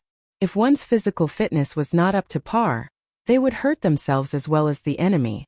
Evil Psyker's mind was a mess, and his vision was a little blurry. However, he knew that if he gave it his all, he could still live. The veins on his forehead were bulging, and his eyes were bloodshot. He was trying his best to communicate with the outside world, trying to find a way out. Chapter 664. Thea finally understood why Batman set up the anti-teleportation device. She had already set up an inescapable trap, but the enemy only needed to teleport to escape. This was just too annoying. Since the young mistress was unhappy, it was only natural that others would be even more unhappy. Her green eyes reflected Evil Psyker's figure as she lightly snorted. He's just a mortal. Her green eyes glowed brightly, and two sharp gazes shot towards Evil Psyker, who was opening a teleportation gate. Thea wanted to eliminate him from the source. The three of them were trying their best to maintain the battle. Previously, Thea's attention was focused on extreme speed, which was why they were barely able to survive until now. How could a legend-ranked undead spell be blocked so easily? Psyker, hurry up. The white-haired Frost Killer's expression was extremely ugly. Initially, the attack wasn't that powerful, so they could still use some buildings to block it. Now that Thea was serious buildings, even steel would be corroded. The three of them didn't think that they could be tougher than steel. Evil Psyker had never felt that opening a teleportation gate was so difficult. He didn't understand that magic interfered greatly with teleportation, especially legend-ranked spells. Ordinary mages wouldn't be able to cast a spell of this level without several hundred people preparing it for 2 months. Fortunately, he was powerful and had trained a lot. Under the layers of interference, he found the coordinates of the outside world with great difficulty. I found it. Unfortunately, before he could even finish his sentence, he was enveloped by an incomparably terrifying aura. His survival instincts and all sorts of subconscious warned him, but his body was too tired, and his opponent's attack was too fast. The last thing Evil Psyker saw was 2 rays of green light shooting out from the green mist and directly striking him. Then, his vision turned black and he was eliminated from the source. Sensing the abnormality, the evil Frost Killer and Firestorm were only left with confusion. Everything related to Evil Psyker had been erased from their memories. The two of them no longer remembered that they had such a companion. That was why they were puzzled. What were they doing here? Why didn't they run when facing the deadly poison mist? Instead, they chose to stay here and endure. The two of them were completely confused, but the poison mist wouldn't let them go. The thick and colorful mist directly enveloped the two of them, and when their energy ran out, it would be their time to die. After killing a living person, Thea didn't feel anything. She didn't have a headache like before. She knew that this was the result of the gods relying on their life rating to crush ordinary people. With a wave of her hand, the heavy fog suppressed the evil duo. Her gaze once again focused on Extreme Speed. Using the same trick, two more green lights shot out. Extreme Speed, who was sprinting at full speed, had extremely sharp reflexes. In terms of pure perception, he was more than 10 times sharper than Evil Psyker. He had noticed Thea's gaze the moment it got close. He definitely did not check the almanac before leaving the house today. What kind of strange things were these? Two rays that could bend? He quickly realized that no matter how he moved to the side to dodge, the two rays of light were still chasing after him. Danger! Danger! Danger! His perception had been desperately transmitting this signal to him, so he could only keep running. Extreme Speed didn't know what this thing was, but because he had run a few laps in the fog, his nerves were a little sluggish. In his opinion, being hit by this ray was no different from being swallowed by the fog. Both were extremely dangerous, so running away was always the right choice. When the Great Plains wolf saw this from afar, all that was left was shock. What a joke! A green ray that can track? He had seen the moment when Psyker was killed. The Great Plains wolf was a new god with a unique trait, so the Eye of Obliteration could not erase his memory. He was very familiar with the fluctuations of this ability, which was why he was so shocked. How similar was this to Darkseid's Omega Ray? Both could erase traces of their existence, and both were extremely fast. The only difference was that Darkseid's ray was red, while this goddess's was green. He mumbled to himself for a while. He had been very confident in the battle between Darkseid and the Heavenly Father. After all, Darkseid was stronger than the Heavenly Father. Now he was starting to lose confidence. If the Goddess of Wealth interfered at a critical moment in the battle between the two bosses, Darkseid might not win. After all, he was only slightly stronger than the Heavenly Father, not to the point where he could crush the Heavenly Father. The Great Plains wolf hid far away and pondered about the future. At this moment, Extreme Speed felt that he had no future left. His entire body hurt from running. He was already heavily injured and now he was running like crazy. Thea controlled the thick fog in front of him to block his path, while the tracking rays chased after him from behind. Countless houses, corpses, and plants had been decomposed into some kind of green substance that covered the ground in layers. Extreme Speed could run on water, so the muddy environment did not affect him much. However, he knew that his escape route and range were rapidly shrinking. He could feel that the rays behind him were lethal. Several times he tried to find a wall, a person, or something of the same size that he could pass through. Unfortunately, Thea was prepared for this. She had swept the entire street clean. He knew that the Flash had dodged the Omega Ray, but trying to pass through an object to block the rays? Dream on. Extreme Speed racked his brains to think of a way to save himself. He ran on the spot and created an air wall. The poisonous cloud was indeed temporarily blocked, but the rays were still stubbornly pursuing him. This was the power of law, and it had nothing to do with air. Realizing that the tracking rays behind him were the most dangerous, he focused all his attention behind him. He threw lightning bolts behind him, but unfortunately, the rays were locked onto him. They were not afraid of any interference. Extreme Speed's wounds began to worsen. Large amounts of blood flowed out, and half of his body was dyed red. Dragging his heavily injured body and running non-stop for several minutes, his stamina was almost at its limit. If he did not use the poisonous fog or the obliterating rays, he would definitely die in 30 seconds. However, this person's character could be described as resolute. Even in the most dangerous situation, he did not give up and was still trying to find a way out. The entire city was covered by Thea's mental power. She had already foreseen the rapid doomsday. There was no need for careful calculations. The obliterating rays would catch up to the target in 12 seconds and he would disappear completely. Just as she was watching the rapid doomsday for a few seconds, something unexpected happened. A giant hand suddenly appeared on the battlefield. The giant hand directly blocked the tracking rays.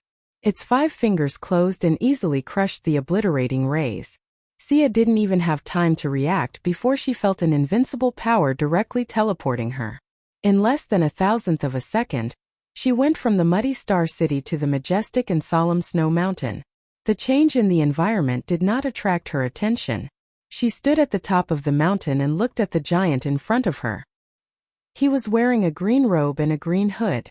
His face was hazy and she could not see his face. Thea gasped. A ghost. How did this guy appear? Chapter 665. Thea did not care why this big boss jumped out, but she was not afraid. The spirit was the spirit of God's anger and vengeance. His purpose was to follow the path of justice, and what she did today was absolutely righteous. The giant, who was taller than a mountain, was sizing her up. Thea was also comparing the difference between them, but the result was a little pessimistic. This guy was beyond her comprehension. Just like the Heavenly Father and Darkseid, who she had never met before. Thea felt that if she persevered, she would be able to catch up to them one day. However, facing the spirit was like facing a high-dimensional life form. All the rules that she had mastered could be changed and modified at will. She controlled the rules while the spirit made the rules. They were not on the same level at all. As long as he wanted to, he could do anything. What was there to fight? This was a real boss, a real god. Why did you drag me here? I'm just following my path of justice. She had to clarify her position first. She was the righteous one. Don't do something stupid that will make your enemies happy, Milady said with a pounding heart. The giant's mouth opened slightly, and a voice entered Thea's heart. New gods should not participate in the war of that universe. The voice was dull and flat like a machine. Thea frowned and thought, this guy was quite cunning. He did not talk about justice or evil. In fact, there were many loopholes in his words. However, Milady did not dare to argue. The one with the bigger fist was the right one. What about the Wasteland Wolf? He's also a new god. He's killing intelligent life forms without restraint. Are you not going to do anything about it? Milady was not acting. She was really unhappy with the Wasteland Wolf. This bastard had killed Diana in that world. She could not tolerate it. Perhaps the spirit boss had been deceived by her acting skills that were 70% real and 30% fake. Or perhaps the spirit boss didn't care at all. He was silent for a long time. You can't attack mortals. I don't care about the war of the new gods. His tone was stiff, and there was no room for negotiation. After saying that, the spirit took a step forward and disappeared into the white snow mountain. Thea only heaved a sigh of relief after the other party left. The pressure was too great. If she couldn't fight a mortal, then so be it. After all, the other party was a real big shot. Taking a closer look at his surroundings, he realized that this wasn't Earth 2 at all. Naturally, it wasn't Earth 1 either. On a whim, this big shot had directly pulled him to another parallel universe. Most likely, the other party also knew about their sonic boom channel, so they didn't care if they pulled them in or sent them away. Since you're done talking, you can go back by yourself. Thea found the coordinates of Earth 2 again, opened a passage and flew back. After running around for half a day, he rushed back to Star City. He found that the acid cloud was still shrouding the city, but the bad guys had all escaped. She didn't know that when she was teleported away, the Wasteland Wolf was scared silly. The original tracking ray had already made him terrified, and the sudden appearance of the giant hand and the irresistible teleportation made his liver tremble. The Wasteland Wolf might not have been very strong, but he had high standards. As the younger brother of Yoja Khan and Darkseid's uncle, he could proudly say that he had seen the ultimate power of the universe. From the great power that teleported Thea away, he felt a power that wasn't inferior to his brother Yoja Khan. Why would such a high level of power appear here? What did this mean? He didn't know the answers, but he knew that he had to contact his main body immediately to discuss the next step. Extreme Speed, who was saved at the moment of death, was also dumbfounded. He didn't know who saved him, but without Thea's control, he finally found a safe route. His wounds had worsened to the point where he would die if he didn't save him. He spent another 2 seconds to save Evil Firestorm and Frost, and used their powers to temporarily seal his wounds. The 3 of them escaped Star City in a sorry state. Thea caught up with Barry and Caitlin and asked curiously, Where are you guys going? As if sensing her determination to defend justice, old Robert finally found her more pleasing to the eye. He replied in a low voice, Gotham. Oh. They didn't speak a word along the way. Thea healed Barry from time to time. His wounds healed very quickly, and it was estimated that he would be back to normal in half a day. Is Extreme Speed dead? Barry asked. Speaking of this topic, Thea was also a little depressed. I was just one step away and he escaped. Also, she glanced at everyone's expression. I can't attack Extreme Speed anymore. You're injured? Old Robert's expression was a little shaken, and Thea could vaguely see a trace of worry in his eyes. Thea sighed. A big shot stopped me from continuing to deal with normal people. You can leave the Great Plains wolves to me, but those normal bad guys, you guys have to deal with them. Big shot. Everyone's head was filled with question marks. The thick fog had shrouded Star City, and they weren't blind. Could there be someone stronger than Thea, who had caused such a huge commotion? Everyone's heart was a little heavy. It was a sense of disappointment that no matter how hard they fought, they were always within the expectations of others. Leave Extreme Speed to me, Barry said solemnly. Whether it was Reverse Lightning's hatred or the other party's extreme speed, it showed that the two of them were irreconcilable enemies. But Extreme Speed is too fast, I can't catch up to him at all. Barry said another sentence and everyone fell silent again. Thea had already realized that Extreme Speed was twice as fast as him, and Barry had no chance of winning against him. Her acceleration spell couldn't be used on Extreme Speed, and she didn't dare to create trouble for Extreme Speed. No matter how she thought about it, she couldn't think of a good way to help Barry increase his speed. They didn't speak along the way. They took old Robert's truck and rushed to Gotham. Barry needed to recuperate further, and Thea also needed to recover some of her divine power and spiritual energy. The burden of legendary spells wasn't small on her as well. This is Gotham? Psyker pointed at a place that looked more like a huge garbage dump than a city with dirty water flowing everywhere. Old Robert's expression was gloomy. He reached out and pressed a switch on his battle suit, and in a short while a pitch-black shadow flew in front of them from afar. It was a familiar Batfighter, but the man who jumped out was no longer the vigorous middle-aged man. He was very old and tired, but in order to fulfill his son's last wish, he didn't care about his old age and body. He put on this battle suit and walked to the front line of resistance. The style of the battle suit was the same as Batman's. The only difference was the bat on the chest. Bruce's bat was black, and his was blood red. You shouldn't have brought so many people to my place. The other party ignored Thea and the others, and looked at old Robert with a gloomy expression. Old Robert was also helpless. He wanted to go back, but the city had been corroded into a wasteland. There wasn't even a tree. There was nowhere to hide. Old Robert glanced at the young mistress who was daydreaming. He didn't know how much of what she said before about not attacking Extreme Speed was true. He pointed at Barry and said to the old bat with an ugly expression, "Do you see that kid in red clothes? He's an Extreme Speed from another world. He's injured. We need his power to fight against Extreme Speed, and we also need your medical equipment and experimental equipment." Chapter 666. Old Thomas glanced at the Flash, thought for a moment, then walked back to the bat and gestured for them to follow. Old Green Arrow was cursing in his heart. Follow? Follow my ass. Didn't you see that I drove a truck here? You drove a plane for me to chase after you with a car? Thea was speechless.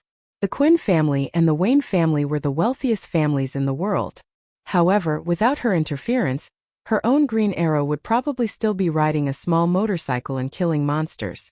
Old Luo's equipment was also terrible. She originally thought that there was a difference between Bruce and Oliver. Now that she saw Old Luo and Old Bat, she finally understood the root of the problem. The Quinn father and son were not good at transforming wealth into combat power. She gave Caitlin a look. A layer of ice formed under the car and carried the truck to catch up with the bat. Wow! Psyker was shocked. He originally thought that Caitlin's ability was limited. Now it seemed that her ability was great.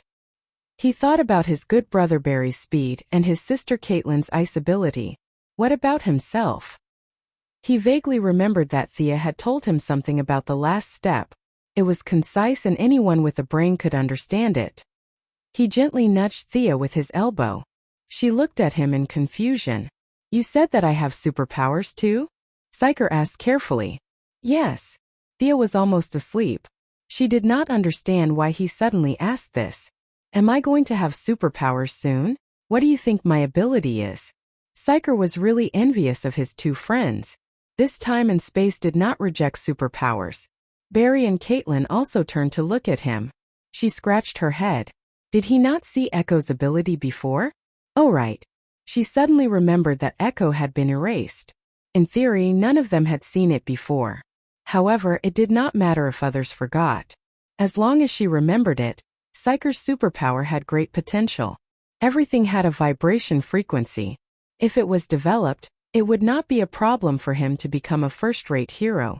If Psyker's physical fitness was improved, it would not be difficult for him to tear through the air like the Pirate King Whitebeard. Unfortunately, Psyker's physique could only allow him to unleash a few shockwaves. Even the evil version of Psyker had not been able to unleash this ability. Based on her memories, Thea projected the image of evil Psyker's battle onto the water mirror for everyone to see. Me? This is me. Psyker saw the evil version of himself mixed in with the Speedy Frost, but he had no recollection of seeing this person before. Barry and Caitlin were also puzzled. Thea didn't know how to explain. See this person? This is your ability. You can create vibration waves and travel between different worlds. Psyker, your ability is really strong. Looking at the evil version of himself, Psyker was speechless for a long time. Suddenly, he thought of something and touched his entire body. You mean to say that my ability has already awakened? Thea glanced at him in annoyance. This guy was too slow. It's been awakened since you came to this world with me. She ignored Psyker, who was sitting in the car practicing his air-splitting palm. How could a superpower be so easy to master? Let's train properly when we reach the Batcave later. The few of them walked through the ruins of Gotham and finally stopped at the entrance of the subway. Old Batman led the way and the few of them got off the truck and walked in. Looking at the dazzling array of decorations in the cave, a few of them who had never entered the Batcave before couldn't help but ask Thea, is there any difference between the Batcave here and the one in our world? Yes, in the eyes of the public, the Batcave was extremely mysterious. The lady who took pictures of herself with Batman and Superman to fool the voters was one of the few who had entered the Batcave in the eyes of the public. Thea looked around. There's not much difference. The giant coin over there was seized from the two-faced man. As for the giant dinosaur in front, I heard that it was brought back from an adventure with Robin. This place was still different from the Batcave in the original space-time. There were some that she had seen and some that she had not. You know him, right? Are you friends? Old Thomas walked in front and listened to Thea's introduction of a few of the collectibles. His attention was immediately attracted. It wasn't hard to guess who the he was talking about was. Thea nodded. He's a good friend. He's a great person. I taught his son for about 2 years. She didn't mention that Batman almost became her relative because of the Ninja Master. He has a son in your world? How's his son? Does he look like him? Thea recalled Damien's naughty face and found it funny. Stubborn, smart, tenacious. He's a very good child. Old Thomas was wearing a mask. A smile finally appeared on his tough face. Although it was quickly suppressed, Thea could still feel the old man's fatigue. Although it's a little rude, do you want to take a look at our world? His parents in our spacetime passed away that night. Thomas Wayne stopped in his tracks and quickly recovered. He shook his head firmly. My son is already dead. I don't need a replacement. I believe he doesn't need one either. Although the old man rejected Thea's suggestion, their relationship became much closer. When he found out that she was old Robert's daughter, he was finally moved. Although he didn't say it out loud, Thea could guess. He was probably thinking, how could that old man Robert have such a beautiful daughter? Are you kidding me? Old Thomas of this world was a doctor in his early years. He secretly worked with the Gotham Mafia to do some laundry detergent business. However, after that night of gunfire he managed to survive. After that, he changed his name until his son died in battle. Only then did he put on his battle robe again and fight for mankind, for Bruce. His body was already old. He only relied on a medicine called Miraculous Element to maintain his physical strength. The price was his lifespan. Thea wanted to talk about his body later. The few of them checked Barry first. Even if the wasteland wolf's knife didn't hit any vital parts, this kind of penetrating wound would require further treatment. Who is this guy? There was another patient in old Thomas's infirmary. He was lying on the operating table in pain. If it wasn't for his weak breathing, Thea would have thought that this guy was dead. A pitiful guy. He was seriously injured and collapsed under the bridge in a train accident. I saw a strange power in his body, so I picked him up. He has been in this state for a few days now. Old Thomas took off all the bandages on Barry's body. He checked the wound while answering Thea's questions. After that, he applied medicine and changed the bandages. Thea could only express her displeasure in this way. She definitely didn't know this guy who was on his last breath. However, she had experienced this kind of similar experience many times. Dead people, poison ivy, Jared, all kinds of people that shouldn't have happened and shouldn't have survived. Without exception, they were all lying in front of her in this state, waiting to be rescued. Chapter 667. This guy had a very faint green of all things in his body, which was the key substance that maintained his vitality. Thea asked Old Bat again. Do you know this guy's name? Is he a righteous man? Old Bat bandaged Barry's wound very seriously. His IQ was also off the charts as he asked. What do you mean? Can you save him? His name is Alan Scott. From the information I have, he is a good man. Milady could only use he to express her helplessness. Alan Scott, she had an impression of this name. He was a Green Lantern who used the green of all things as an energy source. Of course, he was also the only one. This universe didn't have a Green Lantern hero who traveled back thousands of years to teach the Guardians how to make the lantern ring. From the 31st century, the Queen of Emerald Eyes could only use a little of the Green Lantern ring. Even after 1,000 years, the technological level contained in the lantern ring was still beyond the reach of humans. This was definitely a technological crystallization of the future. But this universe didn't have any Guardians, no Green Lanterns, no yellow or green lanterns. In other words, no one knew how to make the lantern ring. No one taught it. She couldn't make it herself, Batman couldn't, and old Batman couldn't either. This was a craft that only a few people knew how to make. But Milady was one of those few people, and she had studied the green of all things. In the entire multiverse, how many people knew how to make the lantern ring and had come into contact with the green of all things? Thea felt that she was probably the only one. Was it her who created Alan Scott, the unique Green Lantern? She used to think it was ridiculous, but now she was very calm. This was fate. There was nothing wrong with the silk thread. This person's future was in her hands. She could live if she helped him make the lantern ring. If she pretended not to see it, he would die. Are you sure he is a good man? I will reshape the vitality in his body and he will get new abilities. If he is a bad guy. Thea didn't quite believe in her memory now, so she asked Old Bat for confirmation. Old Bat didn't dare to make a decision, so he pulled Old Rollo over. The two of them were more than 100 years old together. They recorded Alan Scott's birth to his love life. Well, this person has a boyfriend. After studying for a long time, they finally made a decision. He is a good man. Thea immediately lowered her head and injected her spiritual power into the green of all things. So weak, the green of all things here was too weak. Thea's spiritual body looked at the saplings that were not even as tall as her calf and clicked her tongue. He had seen the tree council in the original space-time, and any one of those tree spirits could burst the small space in front of him. Perhaps it was because Thea had dissolved Star City, allowing countless nutrients to return to the natural world, but the green of all things was very friendly towards her. However, being friendly did not change the fact that they were very weak. Thea could not extract the material needed to condense the lantern ring.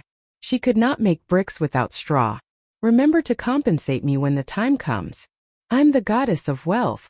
Thea didn't care whether these saplings understood or not.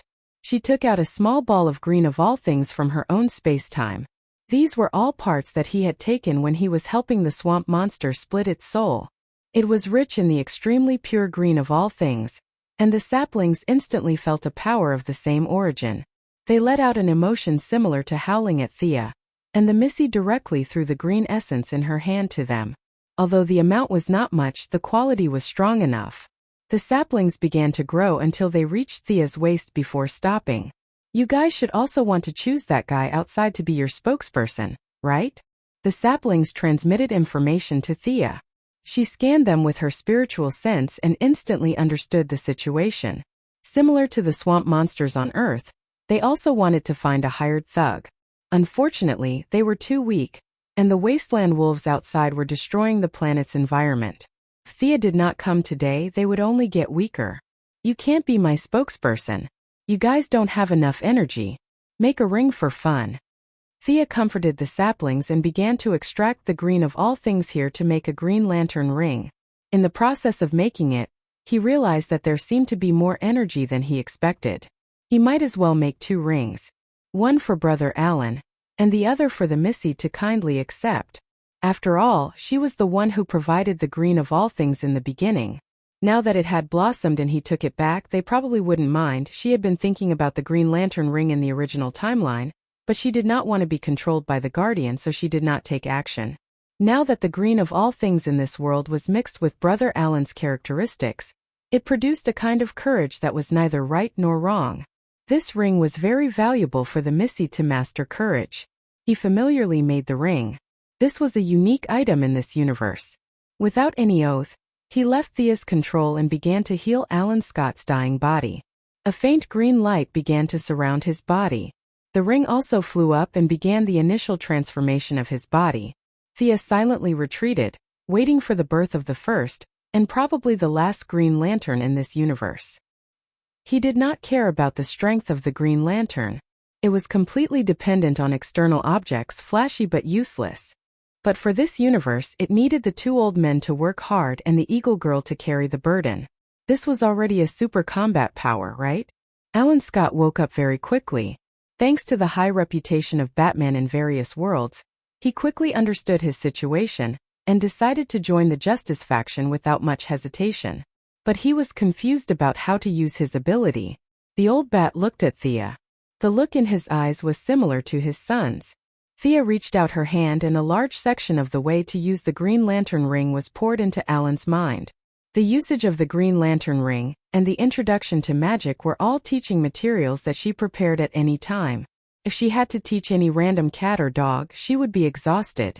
She organized a set of teaching materials with pictures and text, and transmitted them to her brain with her spiritual power. She needed to deal with the Great Plains Wolf, and the Earth's villains needed to be killed. Thea felt that her time was very tight. She needed to improve the abilities of these people first, and then pull in the army of the new star of creation to determine the outcome of the battle. You want to gather the remaining superheroes in this world? To be honest, the old bat did not like to risk everything like this. He was very hesitant. How many people do you have? The army of the Great Plains Wolf is boundless. Now the Earth's resistance army can't provide much help. Old Robert changed his green robe into a red battle suit. She did not know if it was because the Star City had completely disappeared. My direct army has millions of people, and each of them is a powerful sorcerer, Thea said in her heart. Although it was the accelerated version, even if the Great Plains Wolf reinforcements, we can still do it. But if the scale of the battle is too big, I'm afraid this Earth can't withstand it. The 2 old men looked at each other and looked at each other's clothes that represented revenge. They were already so old and their children were all dead. So what if they died? The goal of life was revenge. They did not care whether the Earth exploded or not, as long as they could kill their enemies. Chapter 668. Seeing that the 2 old men had agreed to her deployment, Thea handed over the contact work to them. Due to the interference of the spirit boss, she still needed to train Barry Allen to deal with extreme speed. The equipment in the Batcave was still sharp. Even though it was the 3rd year after the outbreak of the war, the various technological equipment was still more advanced than Thea's original world. Dr. Harrison Wells was helping Barry to measure his speed. The result was clear just by looking at his unusually serious old face. He can't outrun extreme speed. The doctor's tone was calm and firm, leaving no room for doubt. Facing his affirmation, Barry, who was running so fast that his tongue was about to fall out, was very depressed. Why is his extreme speed so fast? Is it because he absorbed the abilities of other extreme speed users? And why is the color of his lightning blue? Barry's brain felt a little inadequate as he complained casually. He didn't think that anyone would answer him. Dr. Harrison glanced at Barry expressionlessly. I once created a speed serum. You. Little Sean glared at him angrily, but the old man acted as if he didn't see it. Thea covered her face a little. How frank. Even if you tried to hide it a little, you still dared to say it so openly. You must have never been beaten before, right? Seeing that Barry was about to take the drug to chase after extreme speed, she hurriedly stopped this impulsive child. I've done some research on your seraphic speed. It's a very mysterious ability. You might like to use science to explain it, but I have a new view from the perspective of magic. Seraphic speed is a concept that represents the word speed. It's a product of the consciousness of the universe. The young lady's speech was so vague that the few scientists were confused. Dr. Harrison glanced at her from the corner of his eyes. He wanted to say that she was talking nonsense, but he was stopped by his daughter. If you can't use scientific methods to increase your speed, you can try my method. Thea stretched out her hand and displayed a three-dimensional version of the earth in the air. Speed is something that every single one of us can't live without. Walking, eating, everything's movement contains speed. My method is to take a small part of the speed from everything and add it to Barry's body. This way, he can suppress his extreme speed and kill him. It was such an unimaginable process, but the few scientific guys didn't really understand. However, Barry's kindness made him think of a problem. Would it be harmful to ordinary people? Thea had actually thought of this problem when she was creating the ring from the green of all things. Grafting a part of it in a short period of time could completely crush the speed of taking potions. She calculated in her mind. In theory, it's harmless. It's just that everyone's speed will be slowed down by a few seconds after you intercept their speed. This part of the speed is just an additional addition. I can only lend it to you temporarily. Seeing that they had agreed to this method, Thea began to calculate the nodes and make collection devices. This kind of magic and scientific method was very rare for them. By the evening, they had made a total of 10 devices. Harrison still didn't quite believe in this kind of thing that had no scientific basis. Thea calmly let him set up the experiment on the spot. The device that covered the entire Gotham and the eastern United States was placed in the Batcave. Thea signaled Barry to run a few steps to warm up. When Barry reached top speed, she pressed the switch on the device. For a moment, other than Thea, everyone in the Batcave felt a little slow. Barry, on the other hand, was slightly faster. Wow, they were all knowledgeable people. They all understood that at this kind of high speed, the price to pay for every bit of improvement was abnormally high. Just by looking at the speed of the potions that made them dizzy, they knew how difficult it was to increase their speed. As for whether this method could be used to increase their speed, she didn't know. After all, there was a limit to the speed that the human body could withstand. Extreme speed wasn't something that could be increased in a day. Barry needed time to adapt and find the limit that his body could withstand. Only then could he calculate the final result. Thea told Barry the location of the 10 nodes and let him install them himself. Looking at Psyker's training, this joker felt a little anxious. However, his talent in combat was inversely proportional to his talent in research. The stronger his research ability was, the weaker his combat ability was. Expecting him to tear the sky apart, cause earthquakes, and create tsunamis, it was better to develop in a sinister direction. Using 4 tails to achieve 1,000 caddies. The ability didn't lie in how powerful it was, but in how it was used in the right place. At least this was the only request that Psyker had. Psyker, you're an outstanding scientist. The young mistress spoke leisurely. Psyker's expression was a little strange. He wasn't retarded. He knew how to praise someone before scolding them. Thea conjured an image of Bane and continued. Your body can't withstand greater vibrations. At the very least, you have to be strong to this extent to be able to unleash 50% of your ability. As Batman's nemesis, Bane's name was widely known. Psyker looked at Bane's huge body and then looked at himself. His smile was ugly. Even if he ate and trained hard every day, he wouldn't be able to reach the level of Bane's 2 meters tall and 300 caddies of muscle. However, you have your advantages. You have a scientific mind. The ability to vibrate is a kind of blessing. It will let you feel the beauty of the multiverse. Barry's ability comes from an unknown space that we can't observe. Extreme speed should be the same. If you can find this space, then I'll go in. Psyker's emotions were fluctuating as he spoke without thinking. Oh. Thea narrowed her eyes and looked at him as if he was an idiot. Time was tight and she couldn't be bothered to play riddles with him. You can seal the entrance of this space. Even if it's just for a millisecond, in the battle between Barry and Extreme Speed, Barry will win. Oh. Psycher had a look of realization as he stared blankly at the young mistress. You're so cunning. She left Psycher to figure out how to seal the connection between Extreme Speed and Extreme Speed. With this guy's intelligence, after Barry finished installing the nodes, the two of them would try a few times and he would be able to figure out a solution. If it was used unexpectedly, it would be useless no matter how fast Extreme Speed ran. Thea even felt that with such a huge inertia, there would be a delay of 1 or 2 milliseconds. Without the help of Extreme Speed, he would fall to his death. On the other side, Alan Scott was trying his best to learn how to use the lantern ring. Caitlin couldn't use the lantern ring in this dimension, but with her experience, she could give some guidance. Pulu pulu sounds were heard. A white figure drew an arc in the air and flew into the bat cave nimbly. Thea glanced sideways. Slender figure, slightly tanned face, and a pair of huge wings. Was this the Hawk Girl with the highest combat power in this world? What a sad story. This Hawk Girl looked better than the one in her memory. She didn't seem to be so dumb. She seemed to be smart and capable. At least she looked. Chapter 669. Eagle Helmet, Silver Half-Body Armor. Unlike the Eagle Girl Thea had seen before, this Eagle Girl from Earth 2 did not hold a small hammer but a crossbow. In Thea's perception, this crossbow was also a magic weapon. However, the energy in her body was very strange. It was not the divine power of Horus, but a very strange magic power. The young lady did not speak. She stood there and watched with a very standard expression. The Eagle Girl anxiously said to the old bat, Khaled's situation is getting worse and worse. He doesn't recognize me anymore. The old bat and his son had a lot in common. Whenever something big happened, they would have a poker face. Did I use up my sedative? Is his blood pressure and heartbeat normal? The Eagle Girl took off her helmet. Compared with the thick-lipped Kendra from Thea's Time and Space, she was a black beauty. Her voice was a little impatient. His physical indicators are normal, but Neb's erosion is getting worse and worse.